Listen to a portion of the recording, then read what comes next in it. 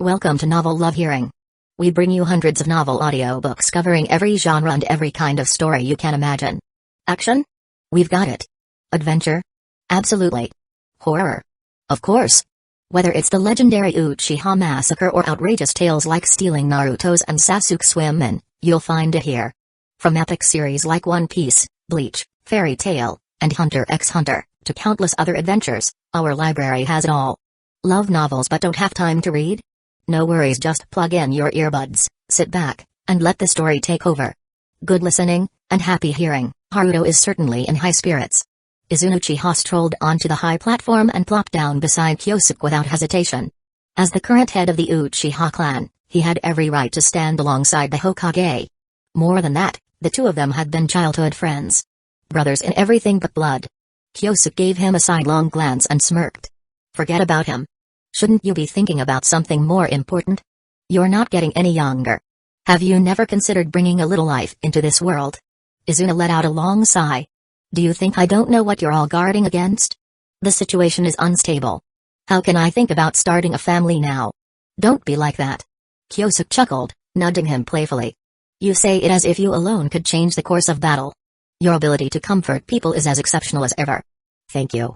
The two bantered as they always did, but soon, their gazes returned to the battlefield, carefully evaluating the various teams' performances. Some of them lack fighting spirit, but there are quite a few promising ones. If you were their age, you'd get beaten black and blue. I have nothing to say to you. While the Chunin exam raged on, and the world watched to see which shinobi would claim victory. Far beyond the reach of the shinobi world, on a desolate, lifeless planet, an event was unfolding. One that would shake the very foundations of history.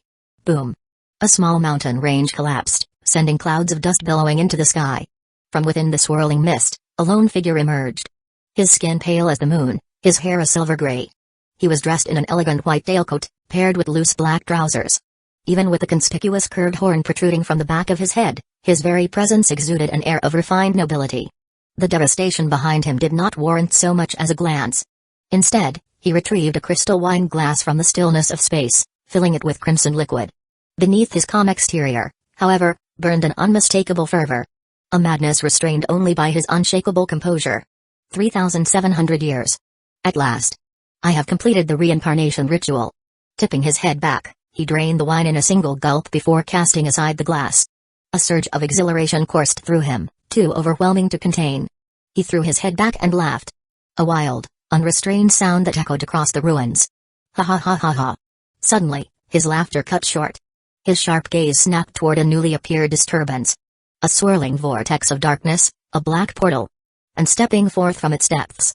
A man with a solemn, commanding presence. Hagoromo, the Sage of Six Paths. Though his face was calm, his aura was heavy with purpose. 9 truth-seeking orbs drifted behind him in a silent formation. The moment their eyes met, the tension between them became palpable. Two ancient beings. Two forces that had shaped history itself. And now, a confrontation that would decide the fate of the shinobi world was about to begin. Chapter 248, a terrifying battle that destroys planets. Had he encountered this opponent earlier, Ishiki would have had no choice but to flee in panic. Even facing just Kyosuke and his companion had put considerable pressure on him. Let alone the child of Otsutsuki Kaguya. Ishiki was, of course, well aware of the existence of the Sage of Six Paths. Black Zetsu had long been the hidden manipulator of shinobi history, but he himself had also been a silent observer lurking in the shadows.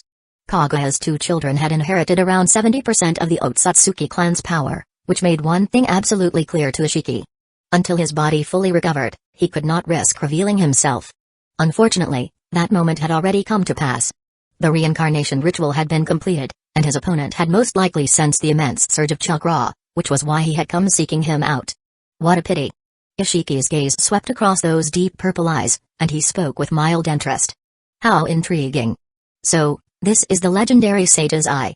The final evolution of the Sharingan. Let me see for myself what kind of power it truly holds. From beginning to end, Hagoromo did not utter a single word. There was no room for negotiation between them. Their positions were inherently opposed, and there was no possibility of reconciliation. Since that was the case, there was no need for words. Fighting was the only option. As Ishiki's kick came hurtling toward him, Hagoromo's gaze remained steady. In his grasp, a truth-seeking orb transformed into a spear-like blade. Truth-seeking, Hidden Rain Village no Sakahoko. This was a weapon even more powerful than the sage's staff, requiring a master of yin-yang style to wield it. Even Kaguya, who had fully stepped into the divine flame level, would not take its edge lightly. It would not kill her. But that did not mean it could not hurt her. Both fighters struck with full force.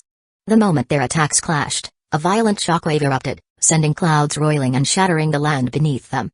The sheer impact of their battle was enough to disrupt the planet's climate. The place where Ishiki had been hiding was a small, habitable planet, even tinier than the moon. A fragile world like this could hardly withstand the aftershocks of their clash. Feeling the overwhelming force pressing against him, Hagoromo's expression remained unchanged, but his heart sank. He was weaker than his opponent. At the end of the day, this was not his true body. Being able to exert power at the high tier 6 paths level was already an extraordinary feat. In the shinobi world, such power was nearly invincible. But in this battle, there was still a gap of at least 2 whole tiers between him and his enemy. This is troublesome. Hagoromo mused, his head aching. The process of condensing the fruit of sagehood had nearly reached its final stage. Even so, it would still require several more decades to fully mature. For someone like him, who had lived for thousands of years, a few decades was but the blink of an eye. However, that was nowhere near enough time to resolve the crisis before him. If he wished to ignite the divine flame through consumption of the fruit, the timing had to be flawless. Only at the precise moment of its complete transformation could it be done. A single second too soon, and millennia of meticulous planning would be reduced to nothing. If necessary, I should retreat for now. Even if the enemy were to raise the shinobi world to the ground, it would not matter. As long as he cannot uncover the entrance to Shikatsu Forest, the hidden shinobi sect will remain forever beyond his reach. When I step into the divine flame realm, I will be able to absorb the souls of the departed and seek out another suitable land where I can resurrect them all.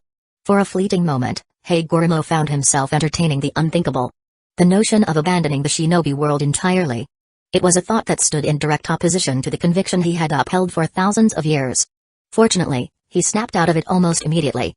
As he fended off Ishiki's attacks, he silently reprimanded himself in his heart. How could I think such a thing? Perhaps his overwhelming strength is weighing on me too heavily. Just as that thought crossed his mind, his opponent disappeared once more. Hagoromo swung his hidden rain village no Sukuhoko, creating a fierce storm of slashes, giving his adversary no opportunity to get close. With the power of his Rinnegan, he could perceive things even the eternal Mangekyo Sharingan could not detect. Perhaps. Before the thought had fully formed in his mind, his body was suddenly pierced by several black rods that had expanded in an instant. You were too careless. Ishiki nonchalantly brushed off his hands, his expression suggesting that he was greatly enjoying this battle. You focused too much on tracking my movements. So much so that you overlooked the dangers around you. These rods are small enough that they don't even trigger one sense of caution. Tell me, who would ever be wary of a mere speck of dust touching their skin? That being said, Ishiki was well aware that his technique had its flaws. It worked well against neglected body parts or limbs, but the moment he targeted the head or heart, an opponent's instincts would immediately alert them. Even the faintest pain would not go unnoticed. It was just like how an ordinary person might frequently bruise their arms or legs. But very few things could ever slip past their defenses to harm their eyes. It was a matter of importance. Stronger beings were harder to strike at their vital points. Forcing him to use his dujutsu was proof that his opponent was terrifyingly strong. Rather than risk missing an opportunity, it was better to choose a more secure method of fighting. Thus, most of Ishiki's attacks were aimed at the torso. Once his enemy's mobility was locked down, it would be easy to finish him off. This disparity in battle experience was precisely why Hagoromo had found himself at such a disadvantage. His adversary felt even more difficult to deal with than Kaguya, despite her having fully stepped into divine flame level. No choice, then. A brilliant blue radiance surged skyward. A colossal figure descended. An imposing complete body Susanoo, its size nearly rivaling that of the Ten-Tails. Most other Susanoo barely measured up to the nine-tailed beasts, their full forms spanning no more than the width of a single hand of the Ten-Tails. The difference between them was glaringly obvious. Oh? So this is what you look like when you get serious. Otsutsuki Ishiki shook his head as he gazed up at the towering colossus piercing the heavens. He knew his opponent's actions were nothing more than a desperate attempt to stall for time. Such a cumbersome attack. How could it possibly land a hit on him? Just as he was about to dodge, his expression suddenly shifted. Right in front of him, suspended in midair, was a glowing violet talisman, radiating a soft, otherworldly light. Sage's Talisman, Binding Seal. The Sage's Talisman, Healing. A sacred treasure of toads of the Mount Mayabaku. Was once wielded by the Sage of Six Paths himself to restore his younger brother, Hamura, after he had been controlled by their mother and slain by his own hand. Its effects were so profound that it rivaled even the resurrection abilities of the Rinnegan. From the existence of artifacts such as the Box of Ultimate Bliss and the Crimson Gourd, it was evident that the Sage of Six Paths possessed a rare fascination with the craft of forging ninja tools. One of the few personal hobbies he had ever indulged in. Given the immense power of the Sage Talismans from Mount Mayabaku, how could he not have studied them further? Over the course of thousands of years, he had developed numerous Sage Talismans, each imbued with unique and extraordinary abilities. This particular talisman wielded a powerful binding effect, capable of locking down a designated area, sealing space itself. It was specifically designed to counter swift and elusive foes. Die. The sword of the complete body Susanoo, radiating divine power, came crashing down. The mere movement of the blade sent the planet's atmosphere into upheaval. Thick, oppressive clouds split apart with a deafening roar, forming a clear and distinct rift in the sky. Boom. As the blade struck, the asteroid beneath let out an agonized wail, as though unable to bear the immense pressure. The once tranquil surface of the celestial body was now torn asunder, revealing an abyss tens of thousands of meters deep. Molten lava erupted violently from the depths, while fierce gales howled across the land, creating an apocalyptic scene of utter devastation. Suspended in the void, complete Susanoo stood tall and unwavering. The Sage of Six Paths swept his gaze across the battlefield, searching for any sign of his opponent. He paid no heed to the fate of this unfamiliar planet. After all, if necessary, the two of them could simply take their battle elsewhere. Hiding, are you? Hagoromo pondered for a brief moment before conjuring another Sage Talisman. Unlike the previous one, this talisman was a blazing shade of crimson. With a resounding clap, he pressed his hands together in a seal. The talisman erupted with radiant light, and in an instant, countless cracks began to spread across the planet's surface. Sage Talisman, Tensai Bakuritsu, Cataclysmic Eruption. If you refuse to come out, then you will never have a chance to do so again. Boom. With the eruption of the talisman's boundless power, the asteroid that had served as their battlefield was obliterated in a cataclysmic explosion. Even the godlike complete Susanoo could not withstand the sheer force of a planet's destruction. Shrouded in blue energy, the Sage of Six Paths was forced backward thousands of miles before he could finally stabilize himself. Carefully attuning his senses to the residual energy in the surrounding space, he even activated his soul perception abilities. But no trace of his opponent could be found. Did he die? No. An enemy that even Mother feared would never perish so easily. He must have used the explosion to conceal his escape, breaking free from the binding talisman's effects and utilizing space-time abilities to flee. Hagoromo considered this for a moment before reaching into his robe and retrieving a third Sage Talisman. This one possessed a special function. It could lock onto chakra signatures across infinite distances, even spanning light years. As long as the enemy made the slightest move, he would never escape detection. Elsewhere, within the depths of space, a bloodied and battered Otsutsuki Ishiki tumbled out of a shimmering space-time rift. Cough, cough. Uncontrollably, he spat out a mouthful of blood. Gritting his teeth, he propped himself upright and staggered toward the bizarre structure looming ahead. He could scarcely believe it. The child of Kaguya had grown to be this powerful. I miscalculated. But it doesn't matter. My divine flame level body is incomparably resilient. Even though I have yet to fully ignite my divine flame, an explosion of this level is far from enough to kill me. Before long, he reached the pinnacle of the strange building. Just as he came to a stop, a deafening beastly roar echoed from within. It's been a while. A faint smile played at the corners of Ishiki's blood-stained lips. Beneath him, a monstrous entity with 10 writhing tails was raising its head toward the sky, unleashing a frenzied howl. This creature was none other than a Ten-Tails, a seedling of the divine tree. An indispensable tool for the cultivation of chakra fruits. Quit your howling. Don't you get tired of making so much noise? Slowly, Ishiki descended from the air. Sensing his presence, the Ten-Tails grew even more agitated. It knew full well that this man intended to devour its chakra. Within the Otsutsuki clan, there existed a refined and perfected method for chakra extraction.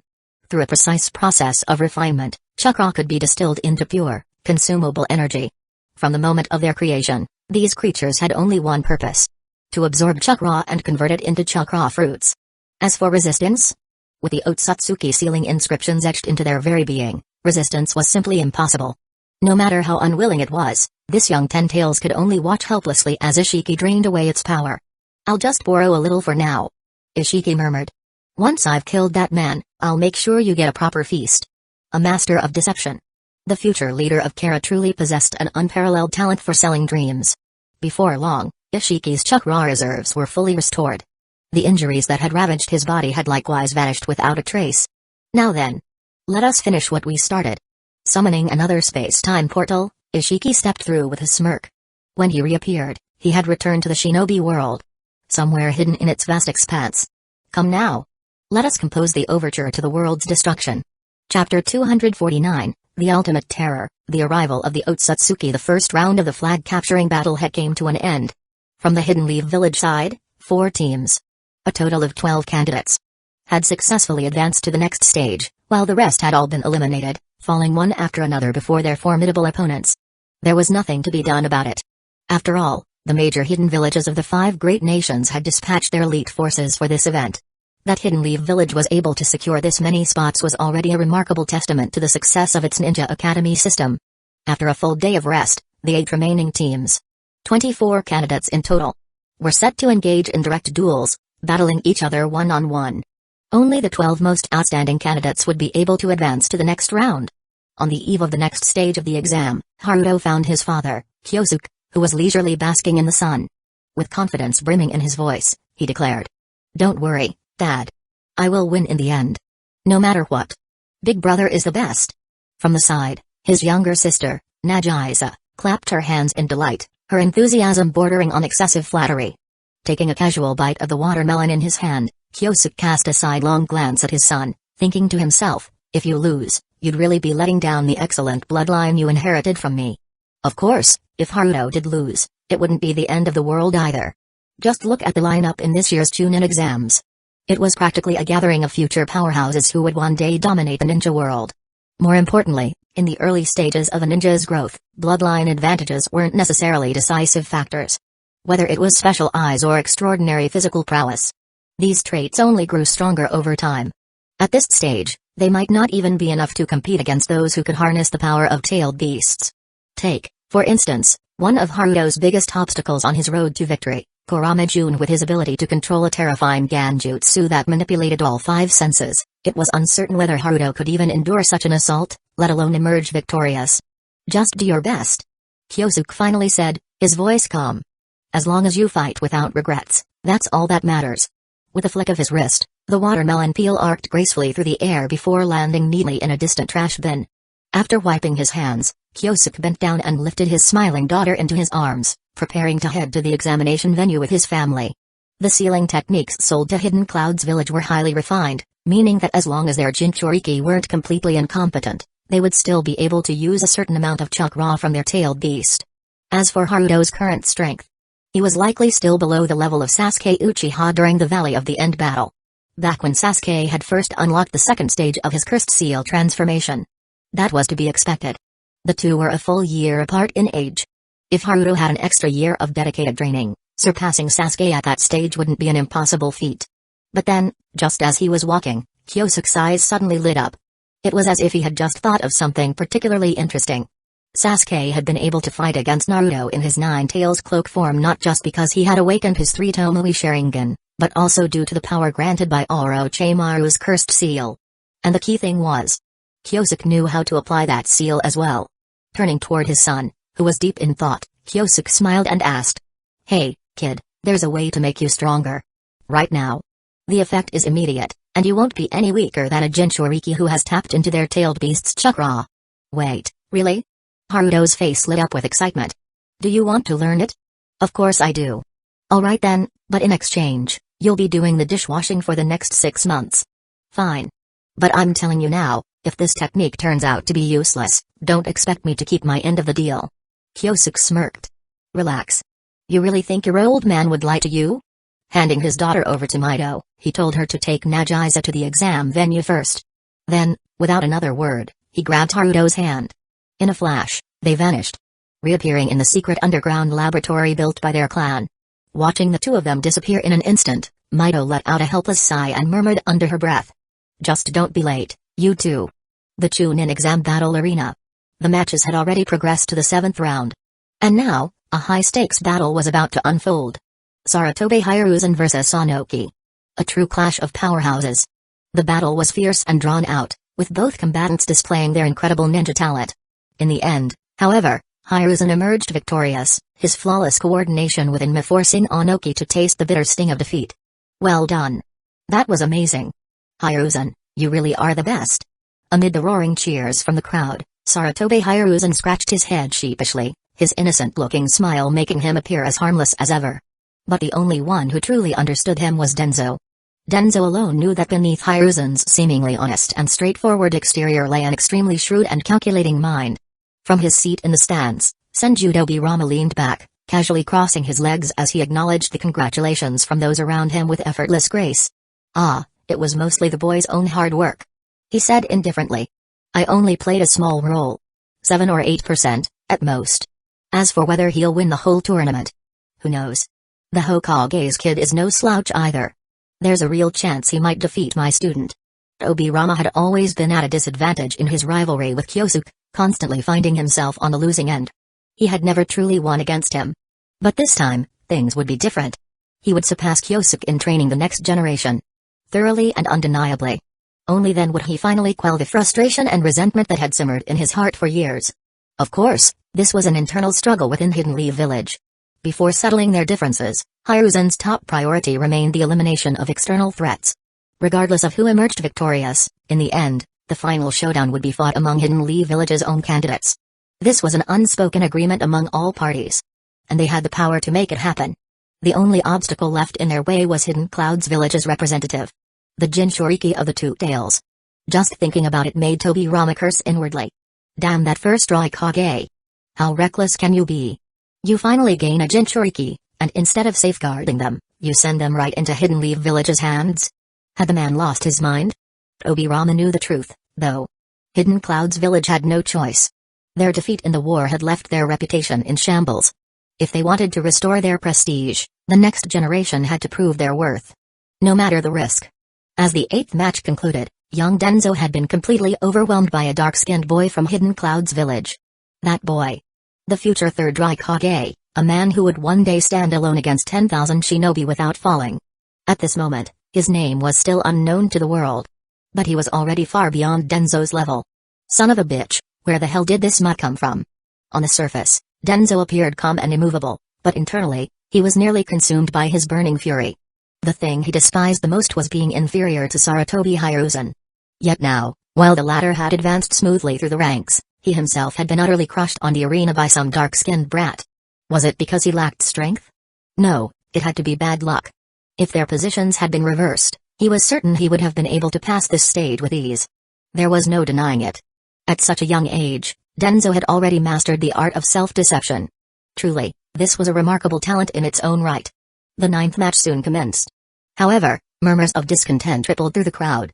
Most of the spectators had come specifically for one reason. To witness the battle of Haruto Uchiha. The son of the god of shinobi, set to face off against a rumored Jinchuriki from the Hidden Cloud. A match of this caliber was a spectacle no one would want to miss. Yet, just as the battle was about to begin, the organizers from Hidden Leaf Village suddenly announced a last-minute change in the fight order. Their reasoning? Due to certain circumstances, the contestant Haruto Uchiha was currently unable to appear on the field. By now, the 8th round had already concluded, and many in the audience were growing anxious. Would they even get to witness the Uchiha prodigy's match today? Damn it, give us our money back. Someone in the crowd couldn't help but shout in frustration. The 9th round. The 10th round. The 11th round. One after another, the matches came to an end. The battles of all the other candidates had already concluded, yet the most crucial individual had still not arrived at the venue.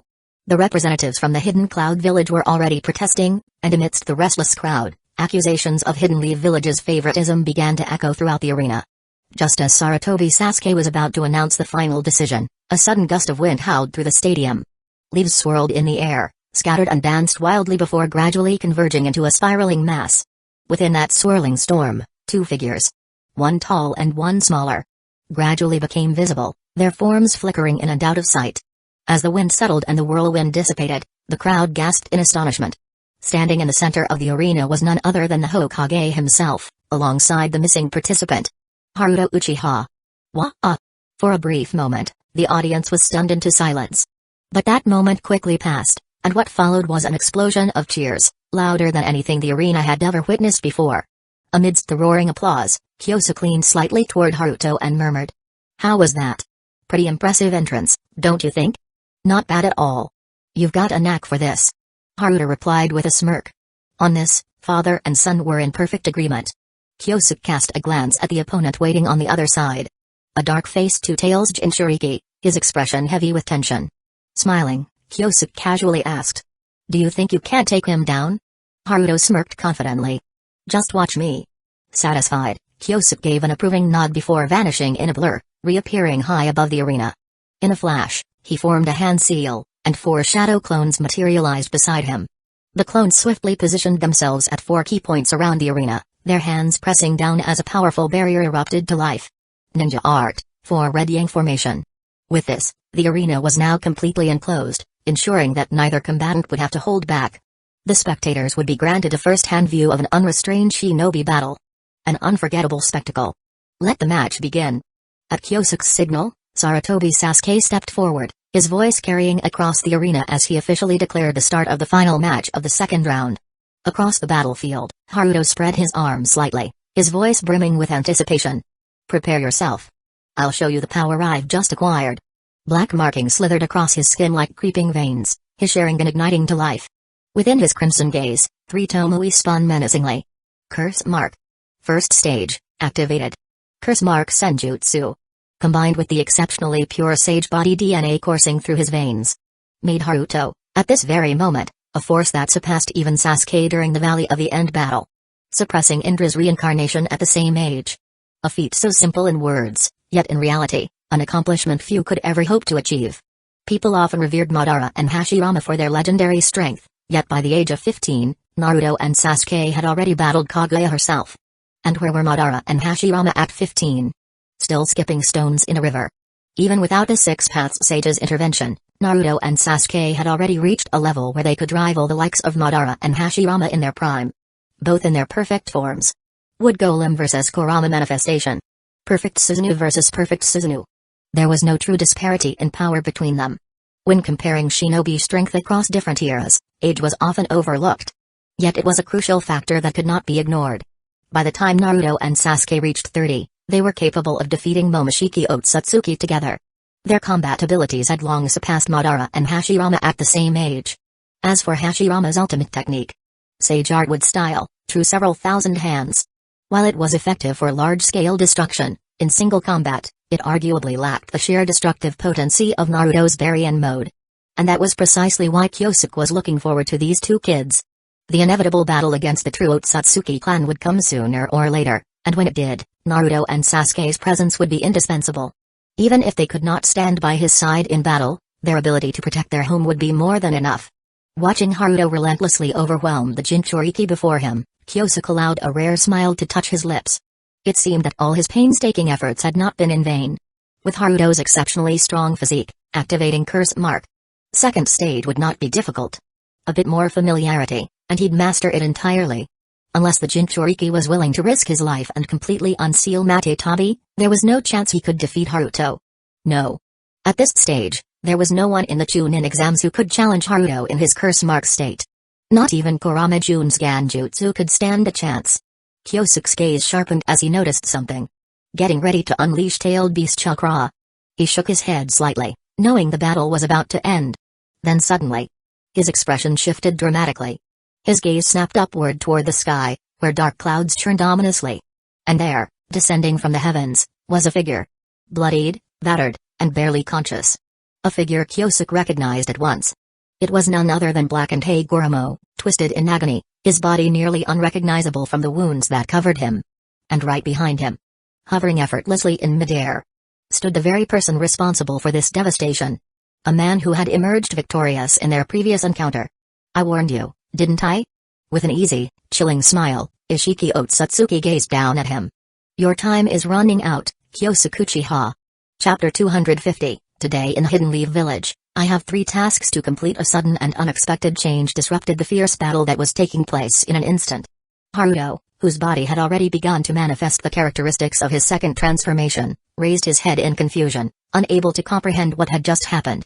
His opponent, the young Jinchuriki from Hidden Clouds Village, was stricken with fear. His feet instinctively retreated step by step, moving away from the battlefield. The tailed beast within him had sent a clear warning. This enemy was someone capable of easily destroying Hidden Leaf Village. It urged him to abandon everything and flee immediately. Yet, bound by his identity and pride, the young shinobi did not completely heed Matetabi's warning. If he were to flee now, he would never be able to hold his head high in Hidden Cloud's village again. Fool. Matetabi's voice resounded with scorn before it completely fell into silence. On the other side of the arena, Senju Toka, who was in charge of maintaining security at the venue, immediately led her subordinates to the edge of the spectator stands. She stood ready, her sharp gaze locked onto the man floating in the sky. "Who are you?" she demanded, attempting to engage him in conversation. High above, floating in midair, Otsutsuki Ishiki displayed impeccable elegance as he offered a graceful bow toward the stands. His lips curled into a faint smile. "It is an honor to meet all of you today. Please, do not panic. My visit to Hidden Leaf Village today is solely for 3 matters. To seize the 9 tails, to kill the Hokage, and to destroy the 6 paths. As long as you remain where you are, I assure you, no harm will come to any of you." Of course, he had no intention of harming them. Not yet. After all, these people were destined to become nourishment for the divine tree. The more numerous they were, the more abundant the chakra fruit would be when the time came. Nonsense. Senju Toka's eyes narrowed, a sharp glint flashing within them as killing intent surged forth. As the trusted subordinate of Senju Hashirama, she had braved countless blood-soaked battlefields alongside her clan leader. How could she possibly fear an unknown, peculiar man? So what if he could fly? Even that brat from Hidden Stone's village could fly, and didn't he still end up getting beaten senseless by a mere child from the Sarutobi clan? Form up. With a slight wave of her arm, the Senju police force stationed at the venue instantly assembled, ready for battle. Wait. A voice interrupted her impulsive reaction. Kyosuke removed the Hokage hat from his head, stepping forward as he swiftly issued orders: evacuate the villagers immediately and raise the village's alert level to the highest tier. The highest level of alert? Senju Toka was momentarily stunned. She had never imagined that the Hokage would issue such an extreme command. That level of emergency protocol was only ever activated in the face of imminent annihilation. Annihilation of Hidden Leaf Village. By that man in white? Execute the order. Kyosuke's voice grew heavier, and as he spoke, black spheres, truth-seeking orbs, began to materialize one after another behind him. 8 of them. Having recently stepped into the realm of the 6 paths, the number of truth-seeking orbs he could summon had increased to 8. Once his Rinnegan fully awakened, he would attain the complete set of 9. With a single thought, the orbs liquefied into flowing black fluid, merging into his sacred robes, forming a thin, protective layer over his body. This ensured that he would be safeguarded against ocular jutsu, preventing even attacks that the eternal Mangekyo Sharingan couldn't perceive. As Hidden Leaf Village's forces began evacuating the crowd and the Hokage himself took on a stance of full preparedness, the spectators gradually sensed that something was wrong. However, not everyone was quick to realize the gravity of the situation. Some among the audience continued to grumble and complain about the sudden interruption of the match. What the hell? Why did they stop fighting all of a sudden? Hey, you up there, whatever you're here for, can you not mess up our entertainment? Exactly. A kid like you, with not even a single strand of facial hair, dares to claim you'll take down the Hokage? Does your mother even know how ridiculously you're boasting? The flood of insults caused Ishiki's carefully maintained facade of elegance to crack. Foolish mortals. His golden eyes gleamed coldly. The next instant, a massive, sky-obscuring cubic structure materialized out of thin air and plummeted toward the stands below. His target, the section of the audience that had been running their mouths. He considered himself a god. A being ordained by fate to bring ruin to this world. How could he possibly tolerate the slander of mere insects? As for his earlier assurance that he wouldn't harm them, it had already been cast aside without a second thought.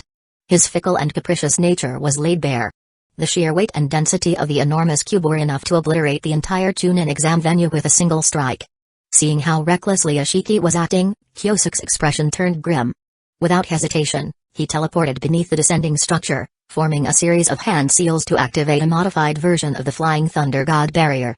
Taking it head-on was unwise. Even for him in his current state. It was far more effective to relocate it elsewhere. Everyone, evacuate immediately. Do not stay here. Kyosuke tried to shout at the crowd still lingering in confusion. Yet before he could finish speaking, Ishiki suddenly appeared beside him without a sound. With a single sweeping kick, he sent Kyosuke hurtling through the air like a cannonball, smashing straight into the arena below. Father. As the dust cloud rose, Haruto finally snapped back to reality. A trace of uncontrollable panic surfaced in his eyes. What had just happened? That proud and invincible father of his, who had reigned supreme for so long, had been sent flying by a single kick. Who exactly was this enemy? How dare you? Witnessing Ishiki strike first, Senju Toka's brows shot up, her fury evident. She ordered her subordinates to continue evacuating the civilians while she led a small team in a direct charge toward the intruder. Water style, water dragon bullet. With the signature water style technique of the Senju clan, 5 colossal water dragons surged into the sky, sealing off all possible avenues of escape. Ishiki looked up, his gaze filled with undisguised disdain. So this is the so-called legacy of ninjutsu? He sneered, his voice dripping with scorn. How utterly insignificant. A pattern of black markings gleamed in his palm as the power of his kama activated. In the blink of an eye, the 5 roaring water dragons were swallowed into nothingness, vanishing as if they had never existed. All forms of ninjutsu were ultimately driven by chakra, and against the absorption power of the Otsutsuki clan, escape was an impossibility. What? Senju Toka was taken aback, her expression filled with astonishment. She had not expected the enemy to possess an ability capable of absorbing ninjutsu. No wonder he dared to act so brazenly, showing up alone to disrupt the Chunin exam venue. What a pity. Today, you are destined to. Annoying. A calm, indifferent voice rang out. The next instant, Senju Toka, along with several members of the Hidden Leaf Village police force, saw their heads explode like watermelons dropped from a great height. Shattering into a grotesque mist of blood, brain matter, and fragmented bone. A woman whose name had once echoed throughout the Warring States period, a kunoichi renowned across the shinobi world.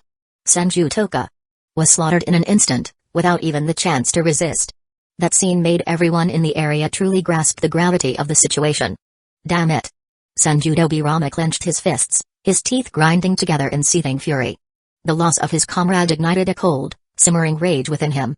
He had planned to observe, to assess the enemy's capabilities. But now, there was no room for hesitation. Shadow clone technique. If ninjutsu is useless, then I will slay you in close combat. The moment the jutsu was executed, multiple identical figures spread out, each wielding a kunai wrapped in violent, swirling torrents of water. The cutting power of this technique was no less formidable than the famed Chidori blade of the Uchiha. Water style, water blade slash. Bang. Bang. Bang. Before he could even register what had happened, several clones burst apart in rapid succession, dispersing into a mist of chakra. Pointless tricks. Otsutsuki Ishiki's left eye narrowed slightly as if he had perceived something. His head tilted ever so slightly to the left. An instant later, a katana sliced through the air, missing his ear by a hair's breadth. The one behind the sudden ambush. None other than Senju Tobirama. Using shadow clones as a distraction, he had seized the opportunity to launch a flying thunder god sneak attack. There was no doubt. His proficiency in ambush tactics had reached an even greater level. Unfortunately for him, this time, he had encountered an opponent beyond his ability to contend with. With a simple motion, Ishiki caught Tobirama's throat in an iron grip. His other hand easily pried the katana from the white-haired shinobi's grasp. The sharp edge of the blade pressed against Tobirama's chest, right above his heart. Ishiki's voice was indifferent, almost lazy. Your speed is too slow. And also, don't bother attempting a sneak attack against someone with the Byakugan. I despise underhanded tactics the most. Even as he spoke, his dujutsu, Sakuna Hikona, activated. Giant black rods materialized in the air, just as several dark green arrows rained down from the sky. The two forces collided, shattering upon impact. Honestly, I wouldn't have minded if you had kept fighting. A voice drifted out from the ruins. Izuna Uchiha. Emerging from the dust, his crimson eyes burned with intensity. Whether he lives or dies is of no concern to me. I only saved him because it was my duty. His Sharingan glowed ominously as the ethereal form of Susanoo enveloped his body, its armor gleaming with an unyielding radiance. However, you made one fatal mistake. You should not have set your sights on Hidden Leaf Village. His voice was like a death knell. I regret to inform you. Today, you will die here. At that moment, Izuna moved. Taking advantage of the opening, Tobirama activated Flying Thunder God, escaping from Ishiki's grasp. Forbidden Jutsu, Summoning, Impure World Reincarnation. Standing beside him, Izuna let out a low chuckle. Never thought we'd end up fighting side by side, huh? Tobirama scoffed. Humphrey, tell me about it. Thus, Izuna Uchiha and Senju Tobirama vs Otsutsuki Ishiki. A battle of unprecedented proportions was about to erupt. Meanwhile, below the arena, Kyosuke struggled to push himself off the ground. Cough. Cough. After lying still for a long time, his internal organs, brutally shaken by a devastating impact, were only now beginning to recover. The resurrected Otsutsuki Ishiki was far more terrifying than before. A single, seemingly casual kick from him had been powerful enough to shatter the defense of a fully formed Susanoo. Had Kyosuke not evolved into the ultimate sage body, possessing a physique rivaling that of the Six Paths level, he likely wouldn't have been able to stand up again. "Father." Suddenly, a familiar voice called out to him. Turning his head, he saw 3 young figures standing beside him. At some point, they had arrived. Each gripping a kunai, their small bodies trembling yet firm, standing in defiance against overwhelming power. Despite the fear in their eyes, they were ready to protect their teacher with everything they had. Seeing this, the tension in Kyosuke's face eased. A quiet smile, one that came from deep within his heart, slowly took shape. "Looks like I haven't been a complete failure as a human being." But despite the warmth he felt, their reckless actions were not something he could condone. "You 3. Go assist with the village's evacuation. Leave this battle to me." Without waiting for protest, Kyosuke placed a firm hand on Eri and Jun. In a flash of light, they vanished. Teleported to another part of Hidden Leaf Village with Flying Thunder God. Lowering his gaze, he met the worried eyes of his son. Reaching out, he ruffled the boy's hair, tousling the soft strands into a mess. "Father." "What?" Kyosuke smirked nonchalantly. "Worried about me? Don't forget. Who do you think I am?" His son pouted slightly. "The so-called god of shinobi. You don't have to keep reminding everyone." "Good, as long as you remember." With a flick of his cloak, Kyosuke glanced toward the battle raging above. "The enemy is strong. I won't have the energy to protect you." His son clenched his fists, his hesitation lasting only a moment. Then, "I'll go help evacuate the villagers." Kyosuke nodded approvingly. "Haruto." "Yes. From now on, take care of your mother and sister." The boy froze, his breath hitching. "Father, you." Before he could finish, Kyosuke activated Flying Thunder God once more, teleporting the boy to where Mito was. Now alone, Kyosuke exhaled, shaking his head with a soft chuckle. Honestly, he's such a handful. Already 11 years old, and he still doesn't know how to confess his love to Eri. Really, daughters are much better. Sweet, caring, always thinking of their father. Why did I even bother having a son? Despite his grumbling, an amused smile lingered on his lips. Then, without hesitation, Kyosuke slowly ascended into the air, his figure rising steadily until he landed atop the grandstands. There, the battle had already reached a grim conclusion. Both Izuna and Obirama lay utterly defeated. Their limbs were impaled by jet black rods, rendering them completely immobile. Unable to put up even the slightest resistance. "Rest assured," Ishiki said with a faint smile, his tone calm yet laced with chilling certainty. "They are an excellent nourishment. I won't let them die so easily." Chapter 251, Golden Wheel Rebirth Explosion at the Chunin Exam Arena, on the left viewing platform. "It seems you have regained your former strength." Kyosuke's gaze was fixed on the 6 lifeless corpses below. The pressure in his heart intensified in an instant. He had already overestimated his enemy to the greatest extent possible, yet he never imagined that even the Sage of 6 Paths himself would meet his end at Ishiki's hands. To claim victory? One word. Impossible. With a sharp clap, Kyosuke pressed his hands together. A tremendous surge of natural energy rushed toward him, and in the blink of an eye, he entered Sage mode. However, at the level of the 6 Paths, Sage mode had long since lost the dominance it once possessed. At most, it slightly enhanced his chakra, but it was far from enough to bridge the gap into the realm of the 6 Paths. Simply put, there remained an insurmountable chasm between him and his enemy. If ninjutsu has lost its effectiveness, then particle style, ice style, lava style, and other Kekkei Genkai are useless as well. Fortunately, I have mastered the steel style and swift release. The former strengthens my body's defense, while the latter ensures I can keep up with my opponent's speed. As he saw that most of the non-combatants had been evacuated, Kyosuke's gaze darkened. With a burst of swift release, he swung his sage staff fiercely at his opponent's waist. To an outsider, his speed seemed almost indistinguishable from teleportation. However, against Ishiki, it failed to cause even the slightest confusion.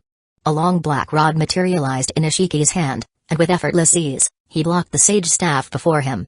Kyosuke reacted instantly. With a mere thought, his remaining truth-seeking orbs transformed into sharp blades, slashing toward his enemy at point-blank range. Sukuna Hakona.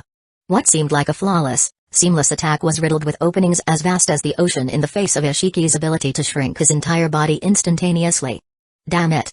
Realizing his imminent danger, Kyosuke activated the power of Susanoo without hesitation. A dark golden armor of Akarasutengu enveloped him completely. With his Sharingan rendered ineffective, he could only rely on the vague sensory perception granted by Sage Mode to predict the direction of Ishiki's assault. As expected, he's coming from the front. Raising the Yato mirror in defense, Kyosuke could only pray that its durability was strong enough to withstand the incoming attack. As for the Flying Thunder God technique, it was completely useless in a battle of this magnitude. Let alone against the monstrous power of Otsutsuki Ishiki. Kyosuke himself, even after teleporting, would be stuck in momentary rigidity for a fraction of a second, which was more than enough for Ishiki to move around him several times over. Boom. A devastating kick landed precisely on the shield, sending a visible shockwave exploding outward. The Yata mirror, a supreme defensive treasure, lived up to its name. Its incredible hardness did not disappoint Kyosuke. The problem was, he himself couldn't withstand the sheer, planetary-level force of impact. Amid the collective gasps of the audience, Kyosuke was sent hurtling backward. His body crashed through countless buildings, carving a path straight across Hidden Leaf Village until he finally slammed into the thick outer wall of the village. Lord Kyosuke. Kaku Uchiha arrived in haste, her Mangekyo Sharingan flaring to life. A colossal pink Susanoo formed around her, and with a massive Naginata in hand, she cleaved down at the enemy with overwhelming power. Die, you bastard. Ah, it's you. Ishiki immediately recognized the woman. That day, in Hyuga Yaoi's laboratory, she had been conducting some sort of experiment. Shaking his head slightly, Ishiki shrank his body again, effortlessly evading the clumsy swing of the Naginata. Woman, you are no match for me. Submit to me, and you shall attain eternal life. Kaku Uchiha's awakened rule-defying Dujutsu had left a deep impression on Ishiki. If she reached the level of the divine flame, her abilities would surely evolve. Perhaps she might even become a powerhouse comparable to the 12 apostles. Tearing through her Susanoo with ease, Ishiki halted his attack. His expression was cold and unreadable as he looked at her, waiting for her response. As a member of the Avalon faction, his doctrine was absolute. Kill all who stood before him and consume every form of life on a planet with the divine tree. He would never act like Kaguya, who foolishly sought to rule the shinobi world. Had she acted sooner, absorbed Earth's vitality completely, she would never have been sealed for thousands of years. The Saint Sanctuary had been a pathetic joke. It was only fitting that their organization teetered on the brink of destruction. Otherwise, how could a so-called princess of their order be reduced to serving him as a mere vassal? P.S. Rest assured, there are no Chinese elements in this story. Submit? Kaku Uchiha raised an eyebrow, her gaze flickering as reason and desire clashed violently in her mind. Seeing her hesitation, Ishiki took the opportunity to whisper, his voice filled with temptation. The universe is far grander than you can possibly imagine. Follow me, and you will gain eternal life, supreme power, and the privilege to witness the fall of galaxies and the rise of civilizations. Billions of beings will tremble beneath your feet, and the stars will become your eternal battlefield. Come, take just one step forward, and you shall ascend as the greatest existence in the cosmos. The greatest eternal being. Kaku's eyes lost focus for a moment. Slowly, almost mechanically, she lifted her hand. In the end, reason had lost to the desires hidden within her heart. Excellent. You have made the right choice. A smile spread across Ishiki's face. Gaining such a powerful subordinate delighted him. Without hesitation, he reached out to grasp the hand she offered. And in that moment, he caught a glimpse of something gleaming in her eyes. She's tricking me. Ishiki's expression darkened instantly. He released her hand at once, summoning the Daikakuten, falling star, and conjured a black rod that pierced straight through her chest. His instincts screamed that she had some ulterior motive. Yet no matter how carefully he probed, he couldn't sense anything unusual. Did her ability fail? That was the only possible explanation. Looking down at the blood-stained woman, Ishiki's tone was cold and emotionless. How fortunate. You actually managed to avoid a fatal wound. But that won't change the inevitable outcome. You refused me. Today, you will die here. Raising his head, he coldly watched as a figure sped toward them from the horizon. He won't be able to save you either. Then what about me? A sharp, piercing sound split the air, echoing from beyond the sky. With her Tenseigan chakra mode fully ignited, Hyuga Yaoi blazed forward like a comet, tearing through the sky toward her target. Her hands carved through the air, summoning a tempest of amethyst-hued palm strikes that rained down like an unrelenting storm. Gentle fist art, 80 gods vacuum attack.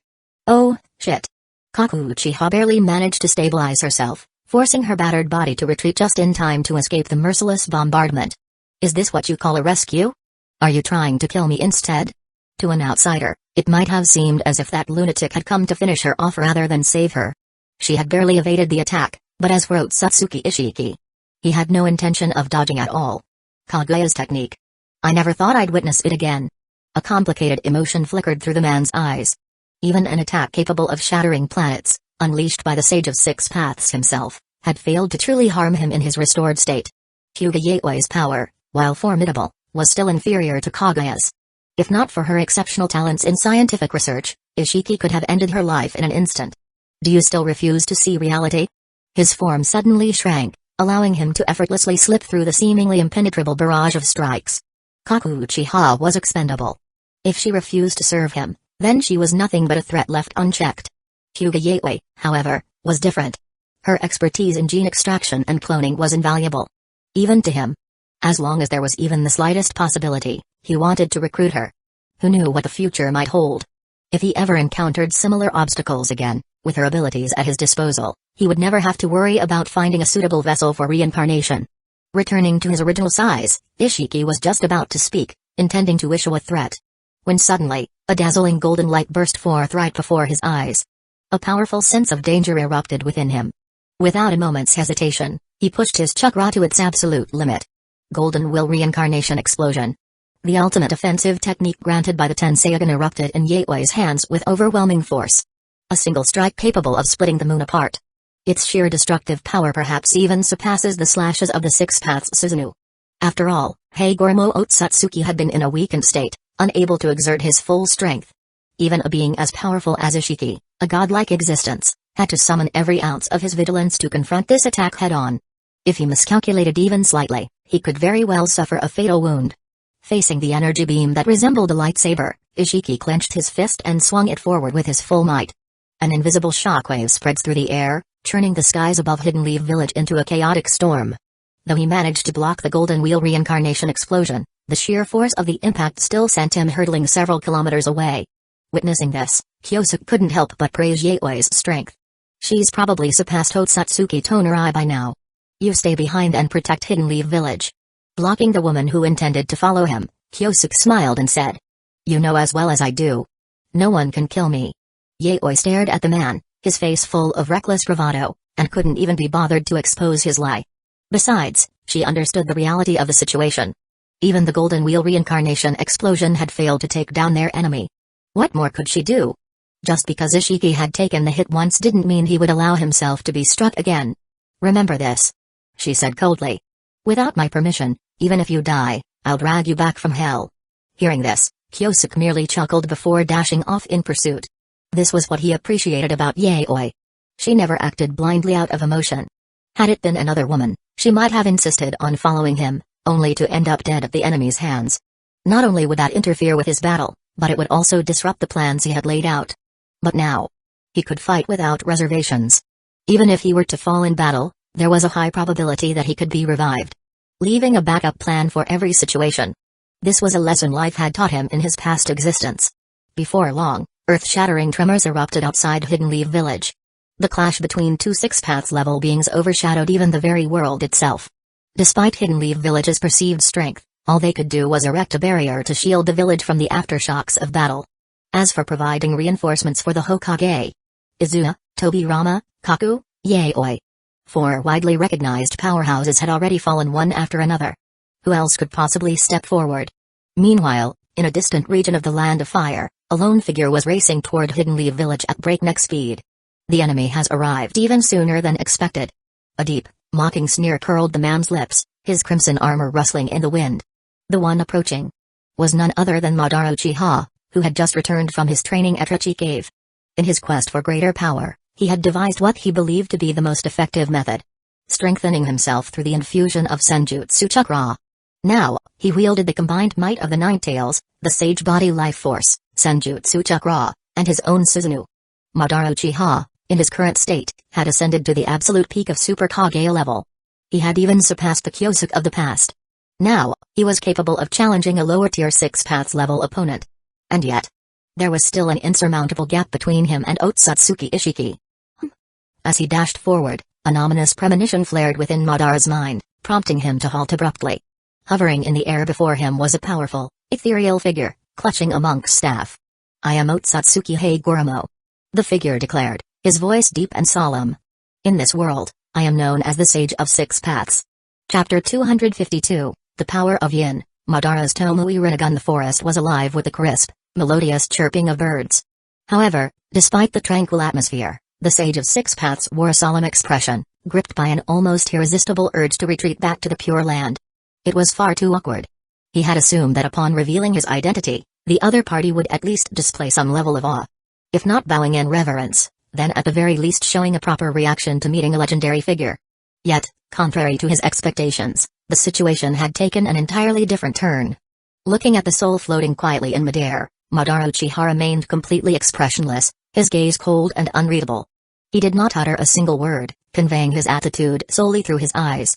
"You came to see me for something?" "Indeed." Otsutsuki Hagoromo nodded slightly before divulging the news of Ishiki's attack on Hidden Leaf Village. In truth, had it not been for Kyosuke's interference, his soul might not have escaped so easily. Since he was the one who had lured the enemy to the village, he felt that he should at least do something to assist. Kyosuke was linked to his mother, and Hagoromo found himself disliking him. Meanwhile, Azura's reincarnation was training in the Shikatsu forest, where his strength would naturally skyrocket without any need for external aid. That left only one person who could benefit from his help. The reincarnation of Indra. Long ago, he had chosen to nurture Azura as his successor, a decision that had sparked a conflict between his sons, leading to a feud that had persisted for 1,000 years. But now, Indra had voluntarily abandoned that struggle. Perhaps it was time for him to try leaving the future in Indra's hands. "Stretch out your hand." A crescent-shaped seal gleamed, radiating a peculiar energy that caused Madara Uchiha's heartbeat to unconsciously accelerate. Through Kyosuke's explanation, Madara had already learned of the Sage of Six Paths' history. That was precisely why he lacked the reverence most would show a legendary figure. However, now that the sage was offering him power, Madara quickly reassessed the situation. Perhaps, just this once, he should at least feign a little politeness. "Don't order me around." The moment he opened his mouth, his blunt retort made the Sage of Six Paths roll his eyes in exasperation. Despite his words, Madara still extended his hand. Their palms met. A surge of pure yin energy flooded into his body, and in an instant, his eternal Mangekyo Sharingan underwent the profound transformation. Madara was utterly stunned. For so long, he had been searching for ways to elevate his power, yet none of the methods he devised had been ideal. And now, on this very day, a celestial being had descended from the sky and effortlessly solved the problem that had troubled him for so long. "Ha! Now you see how formidable I am, don't you?" Hagoromo maintained his composed, sage-like demeanor. But deep inside, he was immensely pleased. Seeing the reincarnation of Indra so utterly astonished at his power. It was truly a satisfying sight. The future of the shinobi world is in your hands now. Watching Madara immersed in the sensation of his newfound power, the Sage of Six Paths quietly withdrew, vanishing without a trace. He had another destination in mind. A significant event was unfolding elsewhere, one that required his presence for the final step. As the chosen successor of Ninshu, Hashirama would soon receive the blessing of fate itself. Perhaps for the next 1,000 years, or even tens of thousands, he would bear the weighty responsibility of protecting the shinobi world. Sigh. The Sage of Six Paths let out a quiet sigh, and for a fleeting moment, an inexplicable gleam flickered in his eyes. 30 kilometers south of Hidden Leaf Village. Bang. Bang. Bang. 3 consecutive punches struck the same spot. Susanoo shattered. A truth-seeking orb crumbled. Even Kyosuke's steel-style-enhanced body was nearly overwhelmed. Fortunately, his defense was unparalleled, and he managed to endure the onslaught. Ishiki's ability to evade attacks was extraordinary. He had no intention of engaging in direct combat, and no matter how hard Kyosuke tried to catch him, he failed every time. With no other choice, Kyosuke resorted to unleashing large-scale ninjutsu, attacking indiscriminately to force Ishiki into revealing his location. Dust style, detachment of the primitive world technique. Developed by the second Sushi Kage, this Kekkei technique combined wind, fire, and earth chakra natures. It could disassemble targets down to the atomic level. A certain death sentence for those who lacked space-time manipulation or the ability to absorb jutsu. Against a Otsutsuki, it wasn't a perfect solution. But at the very least, it forced the enemy to use the Kama Seal's absorption ability, limiting his options. This isn't working. Another punch missed, sending shockwaves rippling through the earth. But no matter how powerful the impact, if he couldn't land a hit, it was meaningless. Opening his system menu, Kyosuke quickly scrolled through the list, searching for something that could turn the tide in his favor. Bang! Before he could find a solution, his momentary distraction cost him dearly. Ishiki landed a devastating kick, sending blood spraying wildly from his mouth. Activating Susanoo, he raised the Yatamura just in time to block the follow-up attack. Even so, he remained at a severe disadvantage. Damn it, you forced me into this. His heart hardened as he spent 200,000 system points to exchange for a special dojutsu. Due to the nature of the technique, its integration required time. If he could hold out until the process was complete, then he would have a chance to turn the tables. Come on, I can play this game all day. Meanwhile, Ishiki, frustrated by his prolonged inability to defeat his opponent, grew increasingly impatient. In response, he activated Daikakuten, shrinking his body to a near microscopic size. For all its so-called invulnerability, Susanoo was meaningless when its user could not detect an enemy slipping through the gaps. I'll deal with you later. First, I need to absorb the full power of the tailed beasts. Then I'll come back to finish you off. A black portal swirled open. Before Kyosuke could react, space distorted around him, and in the next instant, he was banished into a timeless dimension where time itself stood still. Annoying pest. That was Ishiki's only evaluation of his opponent. The Ten Tails energy was insufficient. If he wanted to cultivate the divine tree properly, he needed to gather all the scattered tailed beasts across the shinobi world. His centuries of experience had taught him the importance of caution. Rather than wasting time fighting Kyosuke, his priority should be completing the Otsutsuki's true mission first. Once he fully awakened his divine flame-level Dujutsu, then with a mere flick of his hand, he could erase Kyosuke effortlessly. Turning toward Hidden Leaf Village, Ishiki took a step forward. Before taking action, he decided to recruit Hyuga first. He needed the technological power she possessed. You bastard. Suddenly, a furious voice rang out from above. Just as he began to lift his head, a powerful force struck Ishiki's face without warning. Boom. A terrifying impact landed squarely on his cheek, instantly distorting his entire appearance into something grotesque, as though his facial features were on the verge of flying off in different directions. He was sent hurtling across the ground, tumbling violently for nearly 100 meters before finally managing to regain his footing and steady himself. His Byakugan activated to its fullest extent, and only then did he gradually make out the figure of the assailant who had ambushed him. The Rinnegan? Ishiki was somewhat surprised. He had thought that apart from Kaguya's offspring, no one else in this world had awakened those eyes. Moreover, their appearance bore a striking resemblance to the Rin Sharingan. An evolution achievable through the consumption of a chakra fruit. The only difference was the sheer gulf between their respective powers, as vast and absolute as the divide between the peak of a mountain and the depths of an ocean. A power exceeding that of an ordinary Rinnegan. Not bad, those are quite remarkable eyes. Ishiki mused aloud, lifting his gaze to the man who was now striding towards him. Madara Uchiha. A man he had once fought before. To be honest, Ishiki had never considered him a threat. Even now, that sentiment remained unchanged. If anything, he simply acknowledged that, back then, he had been a little too careless. He should have killed this man when he had the chance. Fortunately, it wasn't too late to rectify that mistake. The Rinnegan? It was nothing more than a flawed imitation of the Rin Sharingan. A mere inferior replica. Only the heirs of Saint Sanctuary had any real use for them. Kaguya, your descendants are just as foolish as you were. In an instant, Ishiki shrank his body to an extreme degree and vanished, reappearing right in front of Madara in the blink of an eye. But before he could even make his move, two phantom-like figures suddenly materialized beside Madara, striking Ishiki and sending him flying for the second time in mere moments. What? More shadows? Ishiki's eyes widened in disbelief. His mouth hung open, and he didn't even bother wiping away the blood trickling from the corner of his lips. The surprises just kept coming today. Limbo, border jail. A unique ability of Madara Uchiha's Rinnegan. With this technique, Madara could create shadow clones in an alternate dimension. These invisible entities could intercept attacks on his behalf or launch devastating ambushes against his enemies. Their power was immense. Strong enough to send even a tailed beast sprawling for half a day with a single strike. Ordinary Rinnegan users could produce up to 4 limbo shadows. However, after obtaining the yin power of the Sage of Six Paths, and with his Tomoe Rinnegan, Madara's number of limbo shadows had doubled to 8. It was an all-encompassing ocular technique, equally formidable in both offense and defense. With his arms folded across his chest, Madara gazed at Ishiki with an air of absolute arrogance. Shrinking your body doesn't seem all that impressive to me. With the yin power of the Sage of Six Paths flowing through him, Madara's strength had skyrocketed to the mid-tier Six Paths level. Combined with his exceptional ocular abilities, he was now capable of contending against high-tier Six Paths level opponents. Arrogant fool. Ishiki did not become angry. There was no need to. Very soon, he would show this man what true power was. The power of a being half a step into the divine flame realm.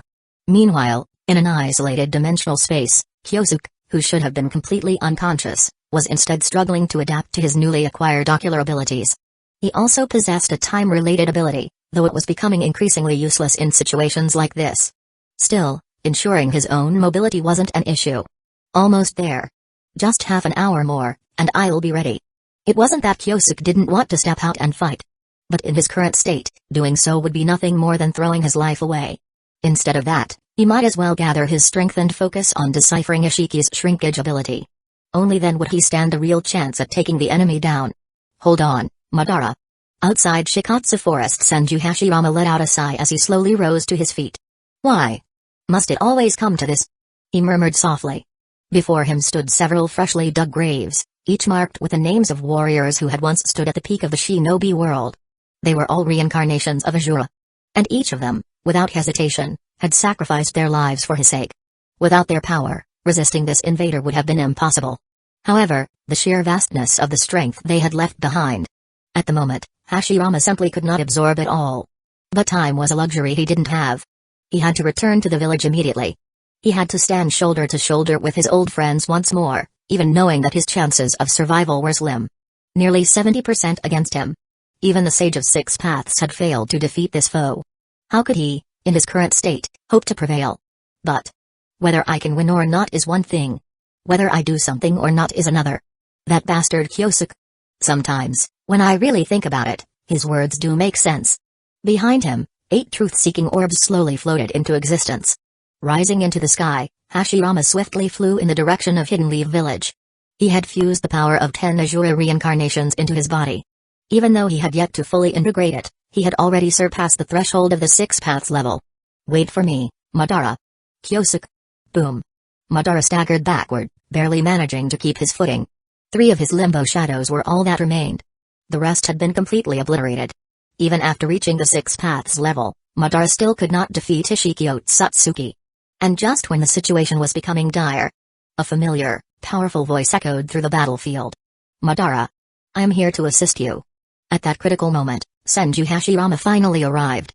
Chapter 253, The Majestic Buddha clad in Susanoo at long last. Even the ever-proud Madara Uchiha could not help but exhale a quiet sigh of relief. There was no denying it. His adversary's strength was utterly overwhelming. To be able to push a Sage of Six Paths body to the brink of collapse.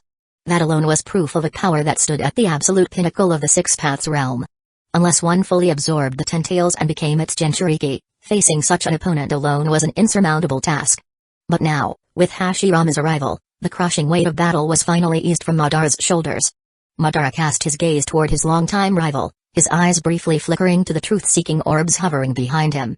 In a calm yet meaningful tone, he murmured. You have become just like that man. Damn it.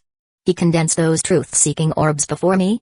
Even the arrogant and battle-hardened Madara Uchiha felt a hint of dissatisfaction. He could sense it.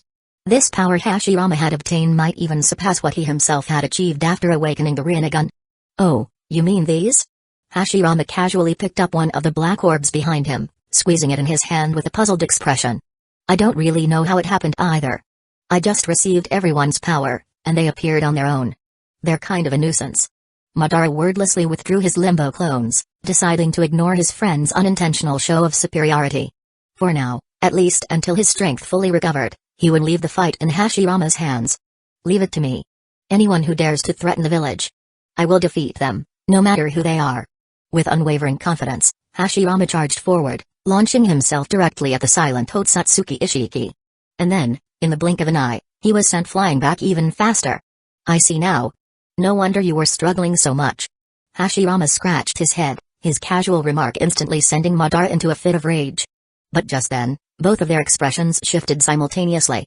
Their instincts screamed danger, and they immediately assumed defensive stances. Madara managed to evade the attack using his limbo clones, but Hashirama was not so fortunate. Having never faced Ishiki before, he was unprepared for the enemy's bizarre and unpredictable techniques.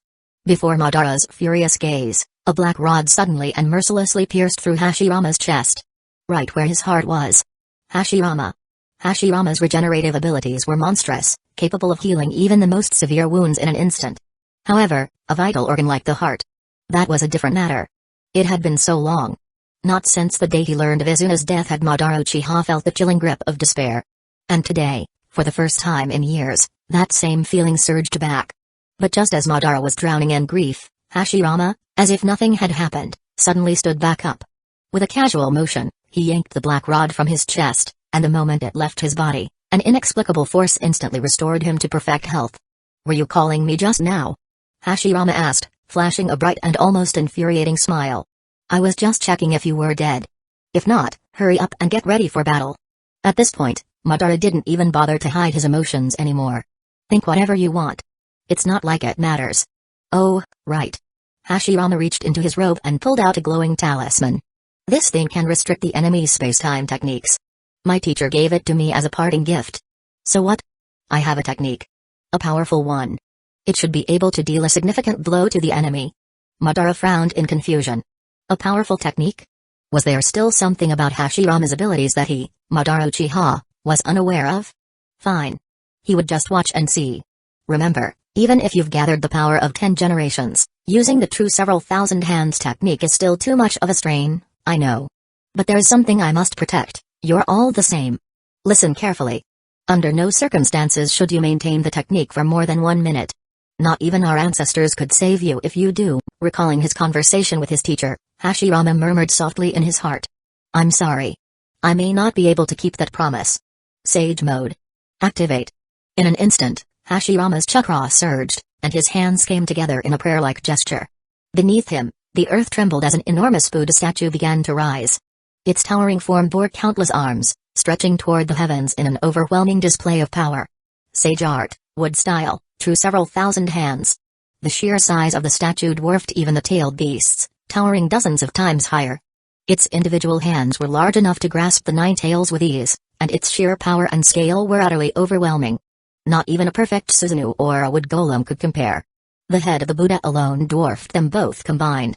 Even if their enemy did not understand its full might, Madara Uchiha certainly did. For the first time in a long while, he was speechless. You've got to be kidding me. Though he said nothing aloud, the shock and awe in his eyes betrayed his thoughts. Even if he combined Senjutsu, the 9 tails, and his perfect Susanoo into one, there was simply no way he could face this colossal Buddha head-on. Now, it was clear why Hashirama had needed a talisman to seal the enemy's space-time abilities. With a form of this magnitude, as long as the enemy could not teleport away, there would be no escaping its devastating onslaught.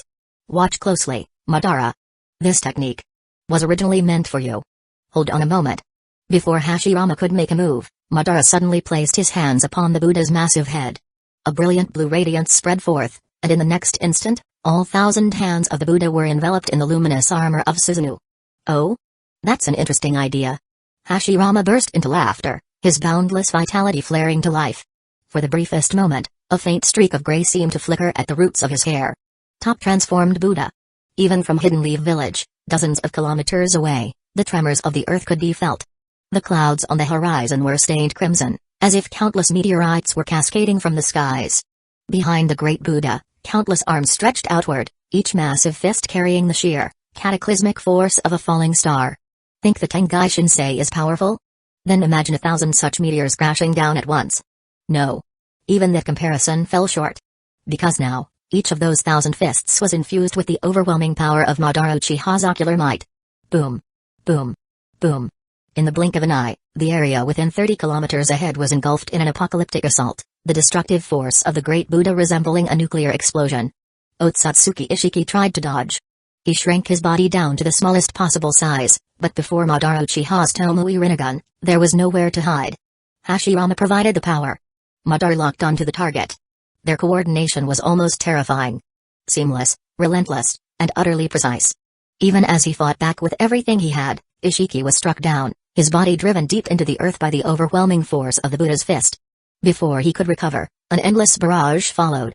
Each impact compounded the last, his wounds piling up, leaving him no room to retaliate. Never in his wildest dreams had Ishiki imagined that these two, fighting side by side, could unleash power surpassing even the son of Kaguya. Forget a mere meteor. At this rate, even a celestial body the size of the moon would crumble beneath the Buddha's fists. The only question was, could Hashirama endure long enough to keep attacking? From his eyes, twin streams of blood ran down Madara Uchiha's face. He gritted his teeth, his voice hoarse with determination. Hold on. We can't give him a single chance to breathe. I know. Hashirama had already closed his eyes. Large patches of his hair had turned white, deep wrinkles creasing the corners of his face. Without the power of 10 generations of Azura sustaining him, he would have collapsed long ago. Even so, his body was on the verge of complete exhaustion. What his teacher had said, 1 minute, was not a measure of how long he could last. It was a warning. If he exceeded the time limit, he would die. If I can die for the sake of the village, then my death will have meaning. Still, I wish I could see the village one last time. It wasn't just Hashirama. Madara's ocular power was also reaching its limit. If this continues, his hard-won Rinnegan might go completely blind. That bastard Kyosuke. I haven't even settled the score with him for father yet. I just hope he'll take care of the village. And that brat Izuna. The relentless assault of the great Buddha warped the very fabric of the world, sending shockwaves rippling across the entire shinobi realm. The sheer force of destruction rivaled the nuclear storm born from Naruto and Sasuke's final clash. Far away, in the Hidden Leaf Village, the sky was shrouded in thick smoke. It felt as if the entire planet was on the brink of annihilation. If Deodara had been born yet, his standards for what constituted true art would have undoubtedly changed. My God. What's happening? Barrier team. Even if you die, hold the barrier in place. Where is the Hyuga clan? What's the situation on the battlefield? How is the Hokage? Medical team. We have wounded here. Everyone, stay calm. Proceed to the evacuation zones in an orderly manner. Trust in the Hokage. He will emerge victorious. That's right. As long as the Hokage is here, everything will be fine. Hearing such blind optimism, some of the shinobi from other villages who had come for assessments couldn't help but scoff. If your Hokage was truly that powerful, would this apocalyptic scene even be happening? Many from the other villages lamented their own misfortune. Of all times, why did they have to visit now? If only they had come earlier. Or later. If the invasion had waited until after they left, they wouldn't have cared if the entire Hidden Leaf Village was reduced to rubble. But right now, for the sake of their own survival, even they had no choice but to hope that the god of shinobi would emerge victorious. After what felt like an eternity, the devastating storm finally began to subside. The world slowly regained its clarity. The towering Great Buddha, once reaching into the sky, had begun to collapse. Cough. Cough.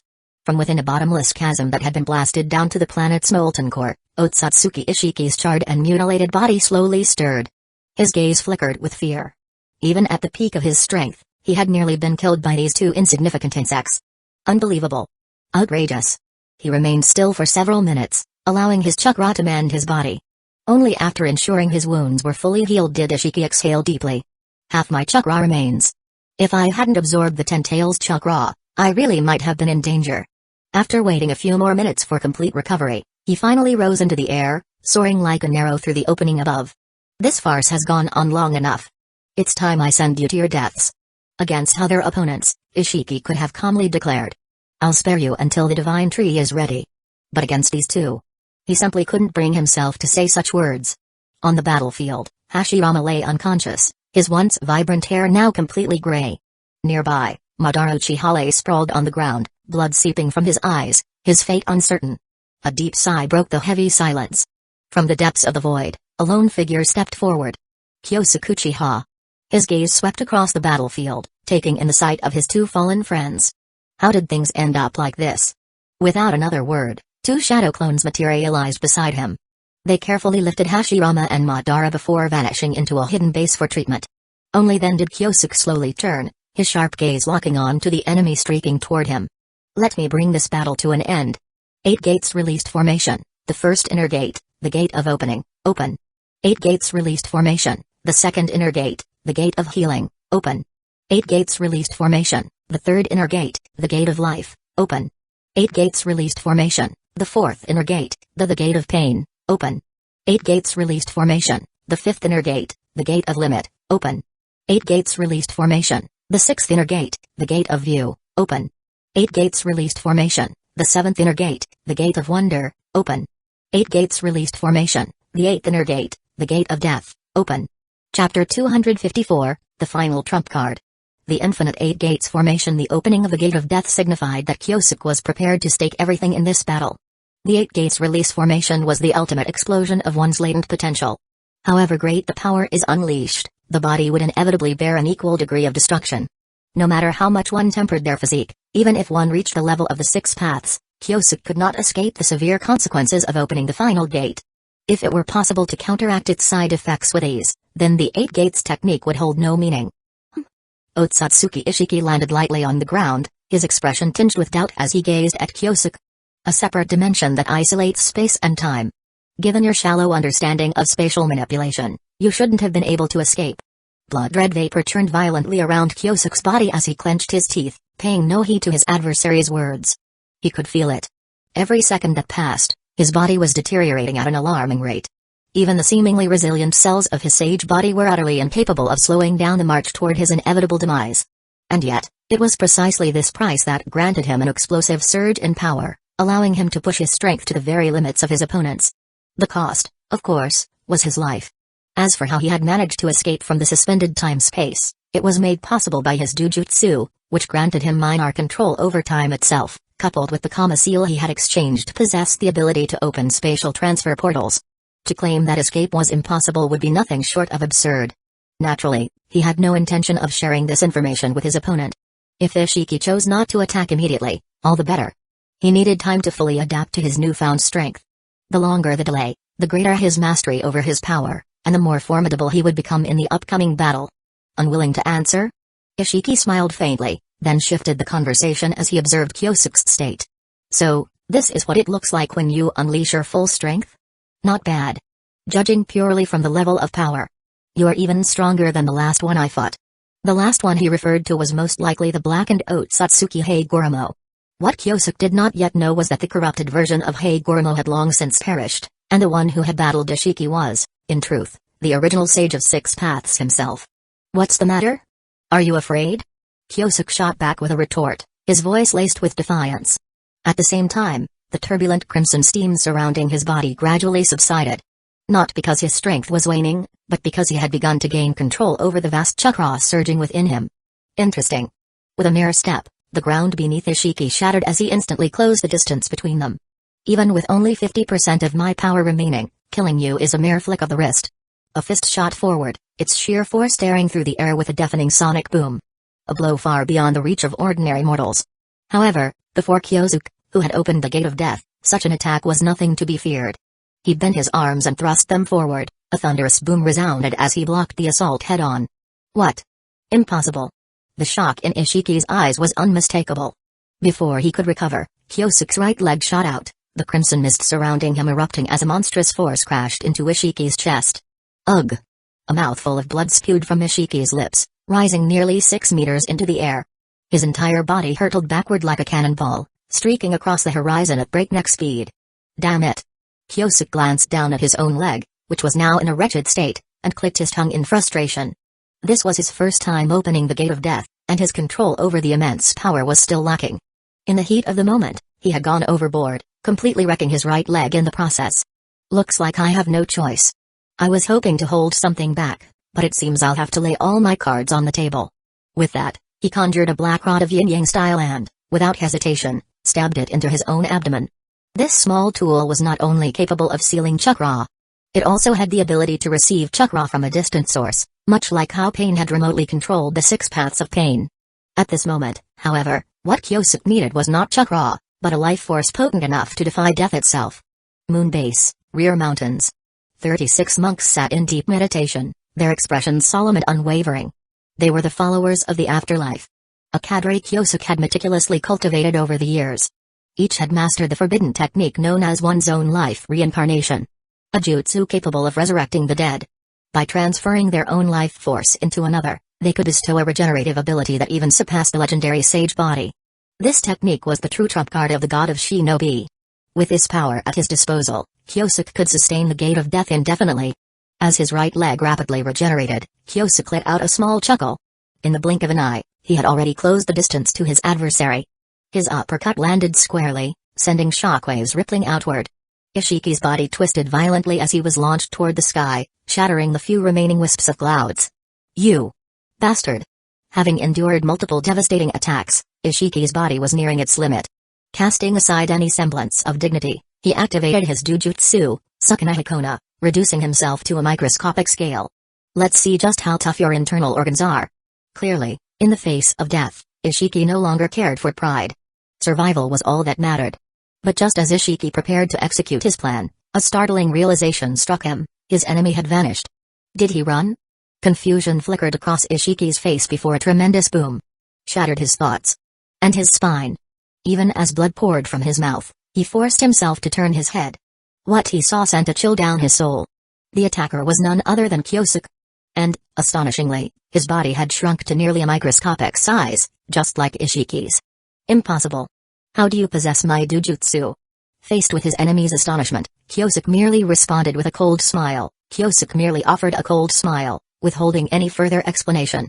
Meanwhile, at the lunar base, among the 36 members, 7 had already perished permanently. His time was running out. There's no other choice. I'll have to borrow Might Guy's technique. A powerful gust surged forth as an incredibly violent air shockwave slammed into the enemy head-on. Evening Elephant. This high-level taijutsu technique, usable only after opening the 8th gate of death, created an air cannon by harnessing sheer force. The technique accelerated in intensity from the first step to the 5th step. Its destructive power was overwhelming. At the first step alone, it could blast a bottomless crater into the earth.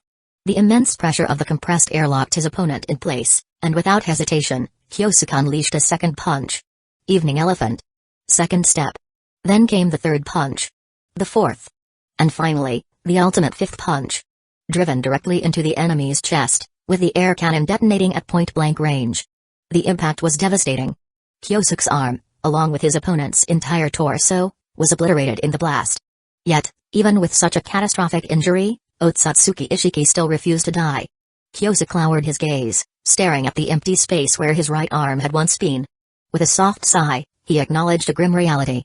One's own life reincarnation could not restore lost limbs. Now, he had truly become a one-armed warrior. Even if he survived this battle, he would be condemned to a one-handed existence for the rest of his life. As expected, even this level of attack is not enough to erase him completely. I still have the Night Guy technique at my disposal. But 6 Paths Madara already proved that it isn't sufficient. To kill an Otsutsuki, their entire body must be utterly annihilated. Concentrating all attacks on one point is futile. At that moment, more than half of the followers of the afterlife had fallen, and the survivors were dying at an accelerated rate. This will be the final strike. Kyosuke forcibly cleared his mind of all distractions. The crimson mist surrounding his body surged, its intensity so great that even the truth-seeking orbs began to lose their protective stability. Boom. His right ankle exploded entirely, but he didn't stop. With unparalleled speed, he charged toward his opponent, his body wreathed in a storm of blood mist and his fists clenched with such force they seemed capable of tearing through time itself. Eightfold explosion. The 8 gates. Open, rest, life, pain, limit, view, wonder, and death. Each ignited, unleashing boundless power. Even when he had already surpassed the limits of his body, this final burst of strength propelled him even further. Within a single second, hundreds of punches rained down upon various parts of Ishiki's body. Each strike carried a third of the destructive force of an Evening Elephant blow. A level of power that no ordinary being could withstand. This is everything I have. This is the proof of my existence, Kyosuke Uchiha's legacy in this world. Fear me. Tremble before me. And now. Die. Eightfold explosion, Reizetsu's solo dance, Reizetsu Dakabu. 1 second. 3 seconds. 5 seconds. 10 seconds. 12 seconds. In 12 mere seconds, Kyosuke delivered over 1,200 devastating punches. The air itself could no longer endure the speed of his fists, distorting space-time in several places, warping reality around him. The sheer scale of destruction in their battle was reaching the very limits of what the earth could withstand. And in these final, fleeting moments, Kyosuke unleashed everything within him. Burning away his very essence, holding nothing back. In exchange, he summoned an ultimate, unparalleled power, a force beyond comprehension. The result? Otsutsuki Ishiki was utterly obliterated. The once mighty Ishiki. One of the most terrifying beings to ever walk the world. Never even had the chance to utter a final word.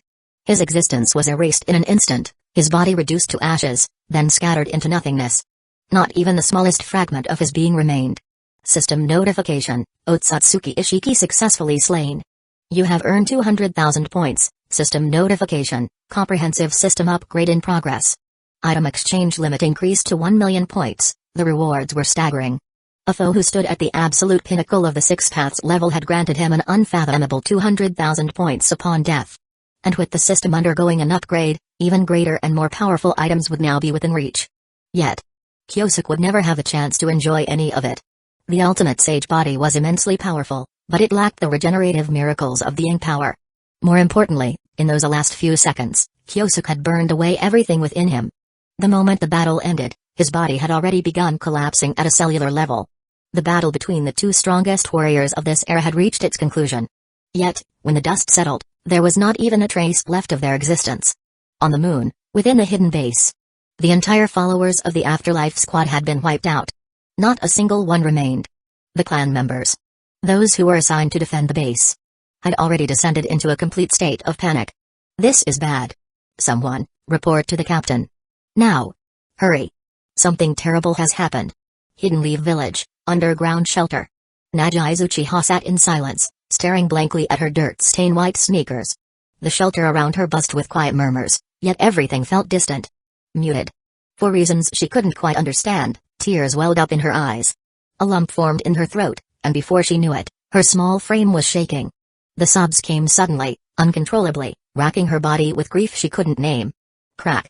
Mido, the bun-haired princess, had been mid-step, about to kneel beside her daughter, when she froze. Her breath hitched. A sharp chill crawled up her spine.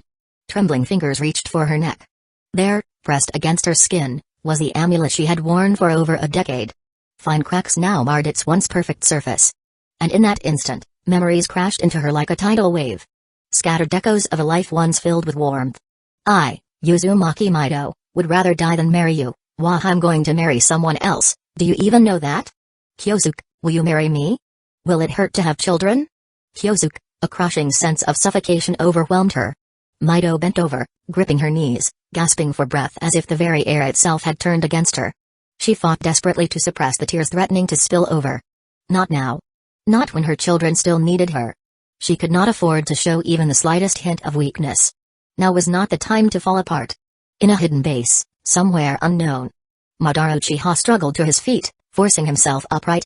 Closing his eyes, he extended his senses. Reaching out, searching. Only to let out a bitter chuckle. You reckless fools. Always doing things your own way. Turning his head, he glanced at Hashirama, whose once vibrant hair was now streaked with white.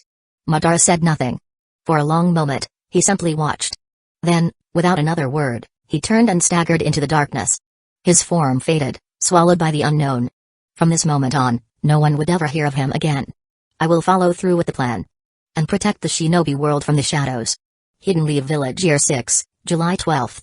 An unknown enemy infiltrated the Chunin exam arena, defeating every opponent in their path and reducing countless buildings to rubble.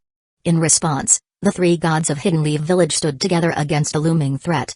Senju Hashirama was gravely wounded. Madara Uchiha vanished without a trace. The first Hokage fought alone, fighting until his final breath, perishing alongside the enemy. In recognition of his unparalleled sacrifice, the village erected a colossal statue at its main gates. A monument to the first Hokage's legacy, ensuring that future generations would never forget. Chapter 255, Haruto Uchiha's Mangekyo Hidden Leaf Village, Year 8. It had been 2 years since the first Hokage had saved the shinobi world. The great battle of that day had been witnessed by shinobi from all villages, and they had seen firsthand just how terrifying the enemy's power truly was. For the sake of maintaining peace, Hidden Leaf Village compiled all the information it had on the Otsutsuki clan and unconditionally shared it with the 4 other great hidden villages. The message behind this act was clear. The only reason you are still alive and free to scheme as you please today is because the first Hokage fought with his life on the line. Without Kyosuke's desperate struggle, there would be no peace, no prosperity. Unfortunately, outside of Hidden Leaf Village, none of the other hidden villages believed in such nonsense about extraterrestrial beings. And even if such enemies had once existed, hadn't the Hokage already taken care of them? What was the point of trying to intimidate them with a man who was already dead? The other nations had far more pressing concerns. Hidden Leaf Village, after such an upheaval, was bound to suffer a significant decline in military strength. Kyosuke Uchiha had fallen in battle. Madara Uchiha had vanished without a trace. Senju Hashirama was no longer the invincible force he once was. Hidden Leaf Village's weakened state was now an undeniable reality. As for the second Hokage? A figure propped up by sheer reputation alone. Did he really think himself worthy of being compared to the 3 gods who had survived the brutal Warring States era? 3 months after Kyosuke Uchiha's death, as the village was still steeped in grief, the Hidden Leaf Village police force quietly began making its moves in the shadows. The reason was simple. Senju Dobirama had set his sights on the position of second Hokage. To be frank, he had never expected that both of Uchiha's legendary figures would disappear from the world so suddenly. For the longest time, he had believed that the Hokage's seat would forever be out of his reach. Yet, fate had taken an unexpected turn, and now, it was finally the Senju clan's time to rise.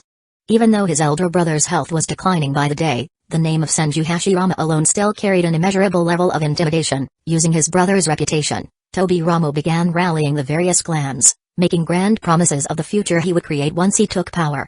But just as he was gaining momentum, a sudden twist occurred. Kaku Uchiha stepped forward. With the full support of Mido, she boldly challenged Obirama for the Hokage's seat. Kaku Uchiha's reputation was outstanding, and the Uchiha clan's influence far exceeded that of the Senju. Obirama, on the other hand, had spent years carefully laying the groundwork for this moment. Many of the other clans were already leaning towards siding with him. Most crucially, Uchiha's dominance was long established, making it clear that even if other clans aligned with them, they would never receive as secure a position as the Hyuga or Fuma. This realization became the deciding factor for many.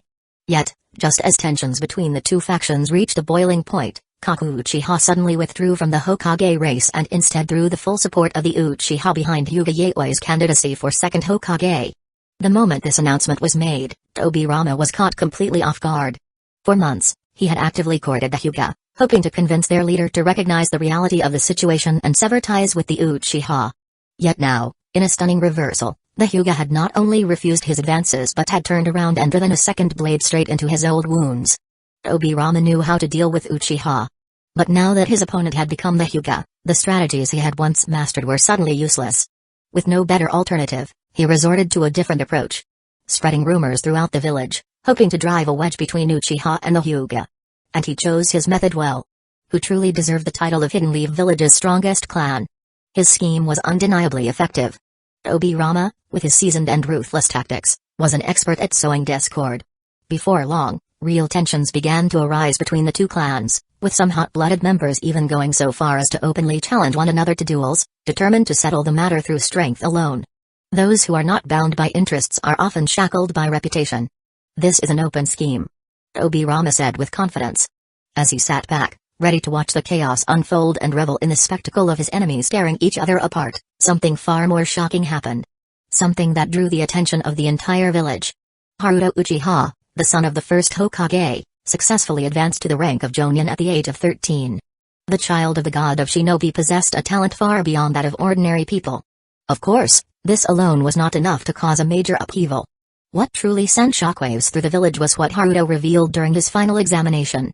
A truth that left all those who understood its significance at a complete loss for words. Haruto Uchiha had awakened the Mangekyo Sharingan.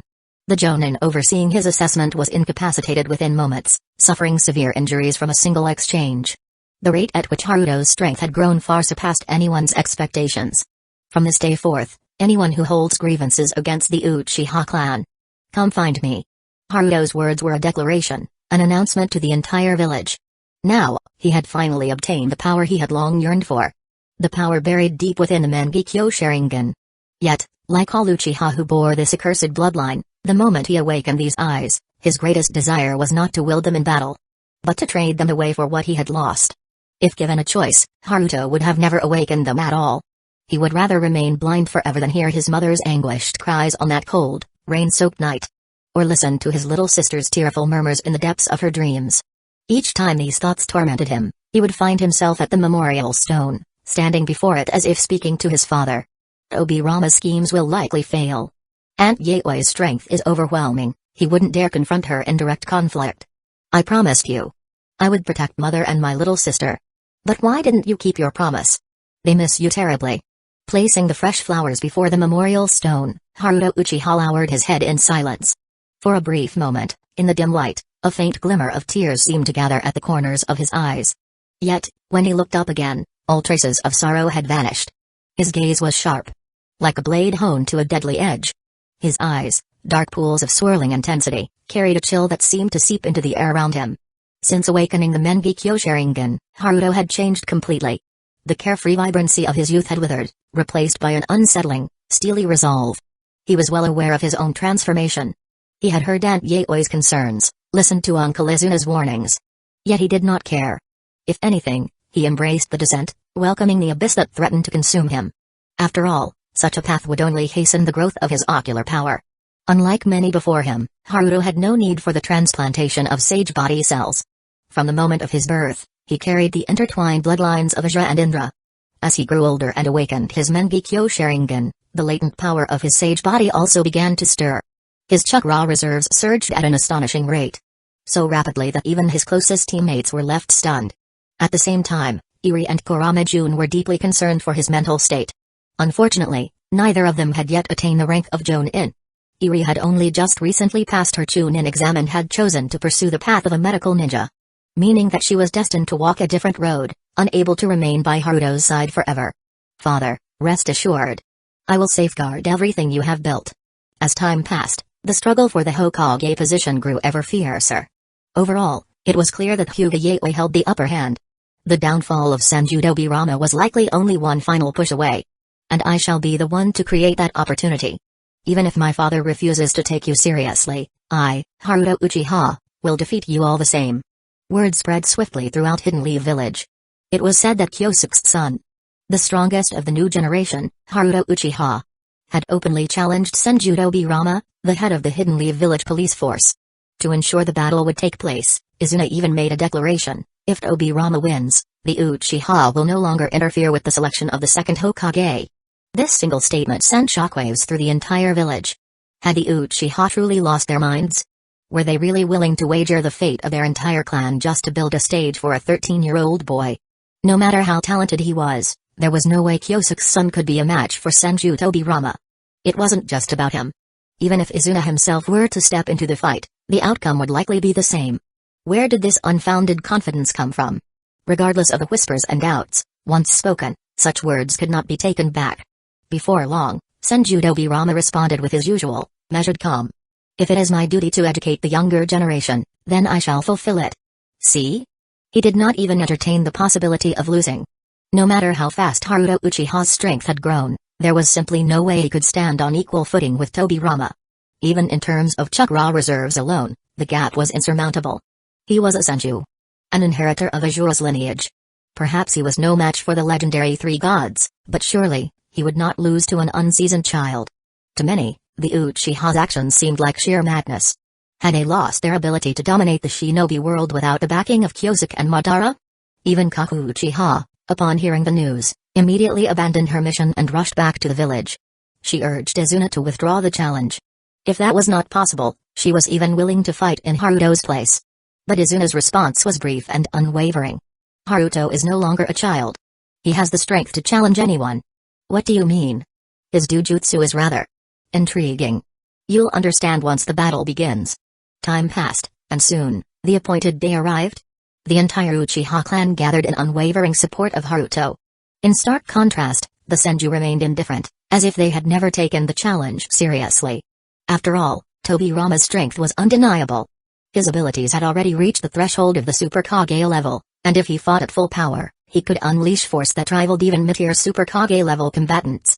Such a vast difference in power was enough to render any dujutsu meaningless. The Mangekyo Sharingan? Tobirama had fought against it before. Even Kaku Uchiha's bizarre and unfathomable rule-based ocular techniques had failed to bring him down. What, then, gave the Uchiha such unshakable confidence? At last, the battle commenced. Many among the spectators watched with eager anticipation, expecting nothing more than a display of Tobirama's effortless superiority. Yet, as the fight unfolded, a shocking realization dawned upon them. Why did the brat's strength seem nearly equal to Lord Tobirama's? Not just in chakra, but even in raw power and speed, they were virtually identical. To an untrained eye, it was as if two Tobiramas were clashing against each other. This was the reason Haruto Uchiha dared to challenge him, despite the supposed gap in strength. His right eye possessed a terrifying ability. Kyoto, mirror unity.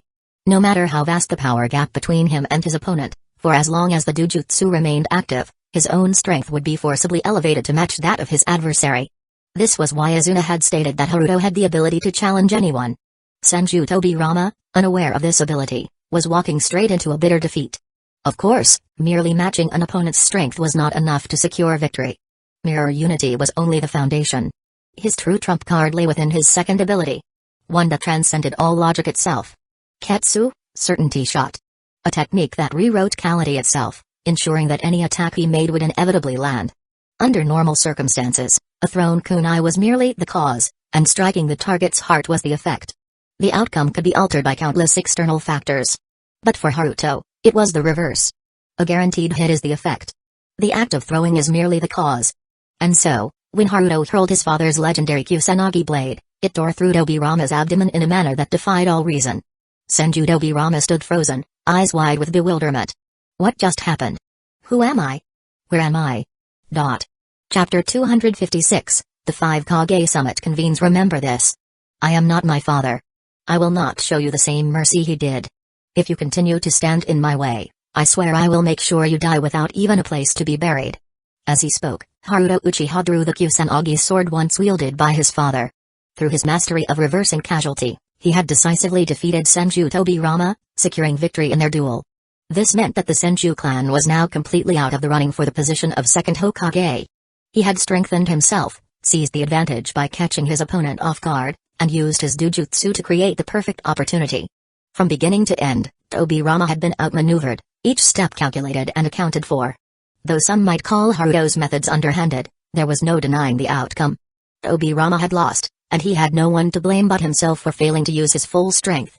If this had been a battlefield instead of a duel, his head would have already been rolling on the ground. What use was there in complaining now? Understanding this, Tobirama said nothing more. He simply cast a long, lingering gaze at the young man before him. For a fleeting moment, he seemed to see another figure standing there. A man who had once dominated the Warring States era with his sheer might. A tiger father breeds no dog son. Not bad at all. With that, he activated the Flying Thunder God technique and vanished from the training ground. Today, he had lost to a junior. Even with a skin as thick as a fortress wall, he could not bear to linger any longer. If he did, the celebrating Uchiha would surely hurl insults at him, and he had no desire to endure such humiliation. As for Haruto Uchiha's warning, to Tobirama, it was nothing but a joke. Even his father had never been able to deal with him. What could a mere brat possibly do? One thing would never change: Uchiha was the greatest hidden threat to Hidden Leaf Village. As the future leader of the Senju clan, Tobirama knew he had to remain vigilant at all times. If those wicked people ever made a move, he had to be ready to counter them immediately. That child's jujutsu was impressive, but Tobirama was an experienced, veteran powerhouse.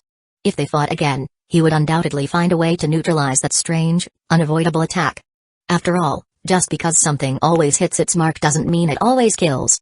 Does it? Tobirama's unexpected defeat at the hands of a younger generation sent shockwaves through the village.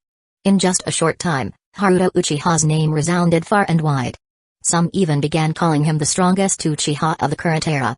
He accepted these accolades without hesitation. Reputation was a powerful tool. It would serve to protect his family and warn those who harbored ill intentions. Even with his father gone, he was more than capable of cutting down any enemy. With Hyuga Yaoi's assistance, Haruto's sage body continued to develop steadily.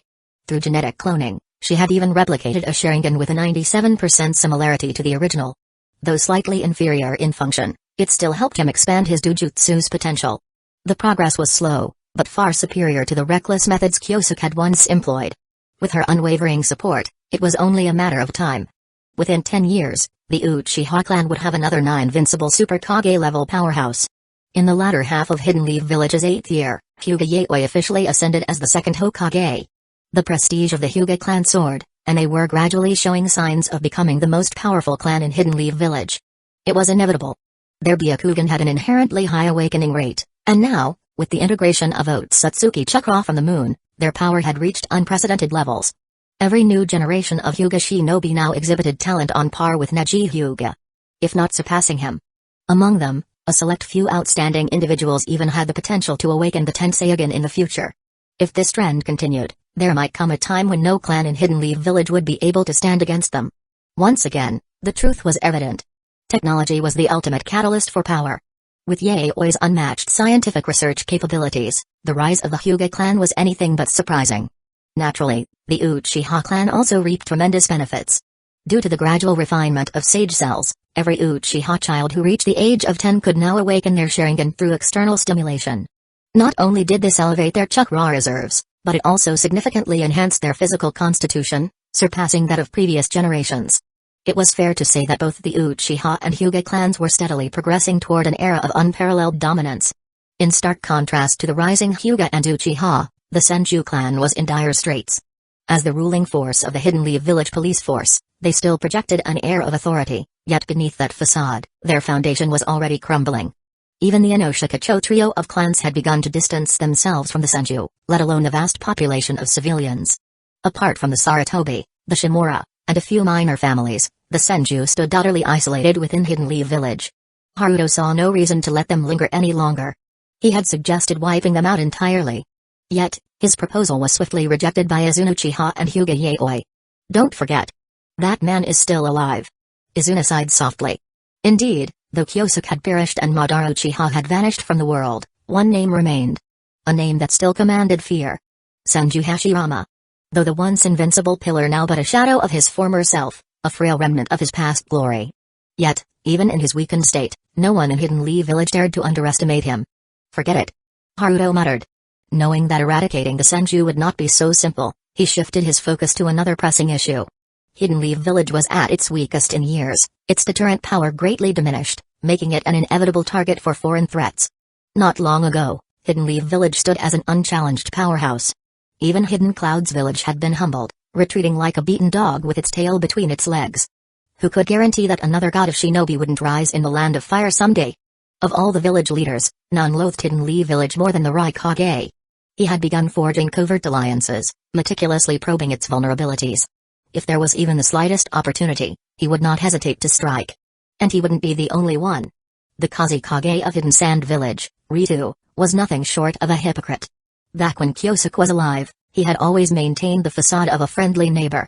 But now that Hidden Leaf Village's greatest deterrent was gone, he was the first to align himself with the Raikage. Even as he schemed with Hidden Cloud's village, the Raikage never forgot. Hidden Sand Village, a village infamous for its treachery, could never be fully trusted. Hidden Leaf Village was not ignorant of these developments. Unwilling to sit idly and endure these hostilities, Yaoi had begun actively communicating with Hidden Stones Village and Hidden Mist Village, the two villages that had remained neutral. The response from Hidden Stones Village was promising. The Sushi Kage had even expressed interest in visiting Hidden Leaf Village to learn about its advanced governance and development. Hidden Mist Village, on the other hand, was far more reserved, keeping their intentions well hidden. No one could tell what they were truly planning. Hidden Mist Village warranted vigilance, but as for Hidden Stones Village, Hyuga Yaoi had no qualms about welcoming them to Hidden Leaf Village as visitors. Form distant alliances while attacking nearby foes. This was the strategic principle that Kyosuke had originally devised. Both Hidden Stones Village and Hidden Mist Village were separated by natural barriers, making direct warfare between them and Hidden Leaf Village far from easy. For this reason, it was essential to foster good relations with these two villages. In contrast, Hidden Clouds Village and Hidden Sand Village were to be fought whenever possible. If they could not be destroyed, then at the very least, their military strength had to be weakened. While the rule of 30% military, 70% economy did not entirely apply to the shinobi world, it nevertheless underscored the importance of economic power. From an early stage, the #1 hidden operative had begun implementing economic control over the Land of Wind and the Land of Lightning. The responsibility for these matters had since been handed over to Haruto Uchiha, who faithfully relayed everything to Yaoi and worked in full cooperation with the village to impose economic sanctions on the two nations. By the middle of the 9th year of Hidden Leaf Village's founding, nearly half a year had passed. While other hidden villages had been developing rapidly, Hidden Sand Village and Hidden Clouds Village alone found themselves struggling more and more with each passing day. Hidden Sand Village, in particular, faced severe challenges. The vast, windswept deserts already made economic circulation difficult. With the Land of Fire actively obstructing their economic activities, Hidden Sand Village's financial situation had been in the red for the past 3 months. If they failed to find a solution soon, they would be doomed to a fate from which they could never recover. Faced with both internal strife and external threats, Hidden Sand Village ultimately resolved to use war as a means to escape its economic predicament.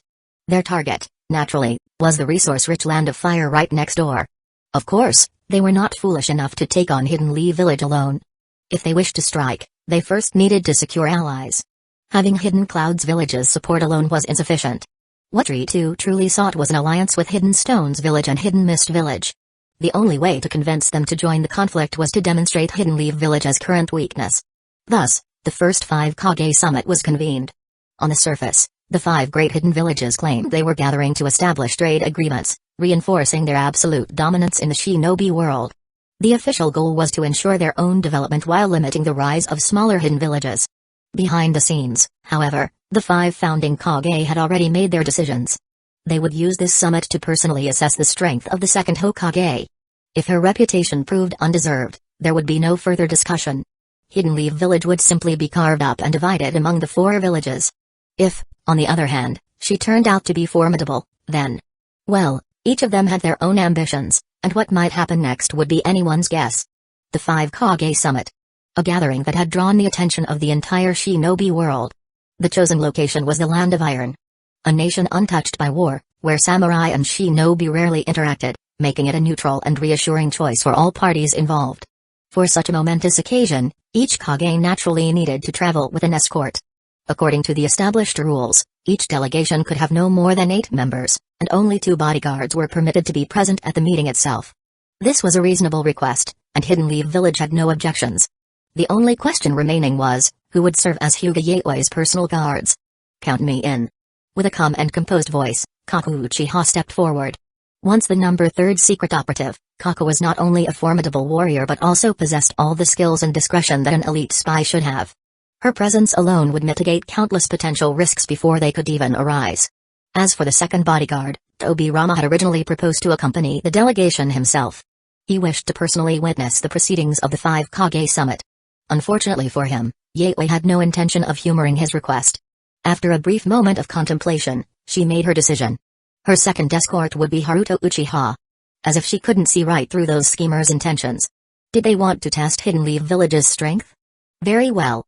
This time, she would let them test it to their heart's content. With 2 Mangekyo Sharingan users by her side, coupled with her ever-growing mastery of the Tenseigan, she was bringing 3 of the most powerful Dujutsu wielders in the shinobi world. If nothing else, she was certainly granting the other 4 Kage considerable prestige by arriving with such an unparalleled lineup. Raikage A, Kaze Kage Ritu. Both of them once fought against my father. Haruto mused. If I can defeat them, it means I've taken yet another step closer to reaching his level. Noticing the flicker of murderous intent in his eyes, Yaoi cast him a thoughtful glance but chose to remain silent. She had no attachment to the so-called Hidden Leaf Village. If not for Kyosuke's insistence, she would never have accepted Senju Tobirama's invitation in the first place. Talk of the so-called greater good? What nonsense. If Haruto truly wished to act, she would support him without hesitation. If war was to break out, so be it. She had no objections to letting the shinobi world witness firsthand the true success of the Shinobi Academy system. Do as you wish. I'll be here to support you. This was the promise she gave to the young man. Hearing this, Haruto felt a surge of gratitude but couldn't help letting out a wry chuckle. Of course, he understood the true reason behind all this. In Hidden Leaf Village, the number of men hoping to court Yaoi could likely form a line stretching all the way to the daimyo's palace. And yet, every single one of them had met with failure. One encounter with the old man, and their lives are ruined forever. Haruto sighed, equal parts exasperated and amused. Chapter 257, Hidden Leaf Village will always be the dominant force. The Land of Iron, venue of the 5 Kage Summit. Hidden Leaf Village will never make any concessions when it comes to territorial sovereignty. Declared the second Hokage with unwavering resolve, making her stance crystal clear. The moment the meeting commenced, the Kaze Kage, Ritu, was the first to raise a demand. He sought economic support from Hidden Leaf Village for the benefit of the Hidden Sand Village. However, when Yaoi firmly rejected his request, he immediately escalated the situation by making an even more outrageous claim. He wanted to annex the Land of Rivers into his domain. It was well known that the Land of Rivers lay between the Land of Fire and the Land of Wind. It was a small, neutral country without the strength to even establish a shinobi village. Despite its lack of military power, its existence played a crucial role in maintaining balance. If war were to break out between Hidden Leaf Village and the Hidden Sand, this intermediary land would provide both sides with buffer time to react. Without it, an enemy force could breach the borders before Hidden Leaf Village even realized that war had begun. If the Hidden Sand was claiming the Land of Rivers today, who was to say they wouldn't invade the Land of Fire tomorrow? The enemy's ambitions were blatant. Naturally, Yaoi would not allow them to succeed. Seeing her unwavering opposition, Ritu merely smirked without saying a word. Seizing the opportunity, the Raikage immediately spoke up. Hokage-sama, I believe you are overthinking the situation. I doubt the Kaze Kage has any intention of encroaching upon your nation's lands. Of course not. Ritu responded leisurely, his confidence making it clear that he had already anticipated this reaction. At that moment, Yaoi finally understood their true intentions. This was not an isolated move by the Hidden Sand, they had planned in advance to target her and, by extension, Hidden Leaf Village itself. Since they had already made up their minds, there was no need for further pretense. Boom. A terrifying surge of chakra erupted from Yaoi's body. A green, flame-like aura enveloped her, radiating an oppressive pressure so immense that the other 4 Kage were visibly shaken. You dare covet the Land of Fire? Very well, Kaze Kage, Raikage. If you wish to take it, then come and claim it with your own strength. The second Hokage's words left no room for negotiation. She was ready for battle. The sudden escalation alarmed the guards present, who immediately leaped into action. Among them were familiar figures, Shaman, Genjutsu Hazuki, Mew, and the second Raikage. The lineup was undoubtedly formidable, a gathering of shinobi destined to become future Kage. Haruto Uchiha, gripping the hilt of his sword, cast a cold glance around the room. His Mangekyo Sharingan flickered ominously as he sneered. Humphrey, a pack of spineless rats. His tone dripped with the same arrogance and defiance that once defined Madara Uchiha, a stark reminder of the clan's unyielding pride. You impudent brat. Ritu raised a hand, signaling his subordinates to stand down. He had no intention of provoking an all-out war. Not today. His objective was merely to probe Hidden Leaf Village's strength, to measure the depths of their resolve. If a war were to break out, the Hidden Sand would not be the one to take the lead. Turning his attention back to Haruto, Ritu narrowed his eyes. You are the son of the first Hokage? Haruto casts an indifferent glance at the older man, resisting the urge to pierce his heart with his sword. As much as he wanted to, he knew better. Even his father never acted recklessly in such situations, let alone himself. Wars between great nations were not to be taken lightly. Even if Hidden Leaf Village emerged victorious, could he truly bear the weight of all the lives lost? Not receiving an answer, Ritu chuckled and spoke with unshaken confidence. Back in the day, my battle with your father ended in a draw. This is the Five Kage Summit, it is no place for a mere child to act so presumptuously. A draw? Haruto's expression twisted with incredulity. He could hardly fathom the audacity of the man before him. His father had single-handedly stormed the enemy camp, waged battle in the skies, and emerged unscathed. At the time, he had not been much older than Haruto was now. If this man had failed to defeat his father in his youth, how dare he stand here today and boast? A draw? Really? While my father was alive, why didn't he just claim to have fought the god of shinobi to a stalemate too? Only moments ago, Haruto had been considering resolving this conflict peacefully, but now, he could no longer contain his fury. There was nothing he couldn't tolerate. Except the desecration of his father's honor. Die, you old bastard. Golden light burst forth as Haruto discarded all patience. His voice carried the weight of his unshakable will as he retorted. You have no right to determine whether I'm being presumptuous. If you have the courage, then come at me. My father was merciful and spared the life of a lowly insect like you. As his son, I shall cleanse the shinobi world of this filth today. Boom. A fully formed, three-stage Susanoo materialized. The immense force of its emergence caused the conference hall to collapse from within. The Kage and their guards scrambled to evade the destruction. In response, another Susanoo emerged. This one pink, its presence equally overwhelming. Kaku Uchiha stood firm, her gaze brimming with murderous intent. Raikage, our last battle ended unfinished. Today, let us settle it once and for all. She declared coldly. After the last war, she had spent an extensive amount of time training in Yaoi's laboratory, determined to further refine her abilities. Her Mangekyo Sharingan had grown far stronger. She was on the verge of unlocking the eternal Mangekyo. So long as the Raikage did not flee, she was confident she could bring him down. The ferocity displayed by the Hidden Leaf Village shinobi took everyone by surprise. No one had expected that, despite losing 3 of their strongest fighters, Hidden Leaf Village had not become more cautious. Instead, they had grown bolder and arrogant. Could this all be a bluff? At that moment, Yaoi, who had remained silent for some time, finally spoke. You wish to test Hidden Leaf Village's strength, do you? Very well. I shall grant you that opportunity today. She swept her gaze over the assembled leaders. Since this is a challenge among the younger generation, I trust that Raikage Dano and Kazekage Dano will not refuse. As for me. With a sharp hum, the green flames around Yaoi blazed even fiercer as she levitated into the air. Her piercing gaze locked onto the remaining 2 Kage. Sushi Kage Dano, Mizu Kage Dano. Let us have a match as well. Before anyone could respond, the shinobi of Hidden Leaf Village launched their attacks without hesitation. Furious, the Kazekage barked an order for his subordinates to stand down. He would face this battle alone. Kyosuke was an opponent he had no hope of defeating. That much was clear. After all, no one in the entire shinobi world could best Kyosuke, so there was no shame in that. However, if he had to seek help just to fight his son, then he might as well discard his pride entirely. Magnet-style, electromagnetic cannon. The Kazekage unleashed his signature magnet-style technique.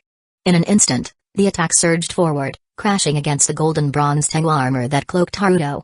Unfortunately, just as it had failed to break through Kyosuke's Susanoo in the past, Today it was equally powerless against Haruto's three-stage form. Haruto's eyes flashed with the activation of his Dujutsu. The Yasaka Magatama shot forth at lightning speed, aiming straight for his opponent's head. If the Kazekage could not block this attack, there would be no other outcome. Death was inevitable. Magnet style, iron sand wall. In the nick of time, a dense wave of black iron sand surged up, barely managing to deflect the incoming attack. Staring at the deep fissure in the iron sand barrier, the first Kazekage took a deep breath. Had he hesitated for even a moment, he would have been torn apart on the spot. Haruto's expression darkened. Defensive techniques. He muttered, scowling. Of all opponents, he despised defensive fighters the most. Initially, he had planned to end this battle swiftly. But now, it seemed that a drawn-out struggle was unavoidable. Meanwhile, on the other side of the battlefield, Kaku Uchiha had already launched her assault. Her massive pink Naginata cleaved through the air,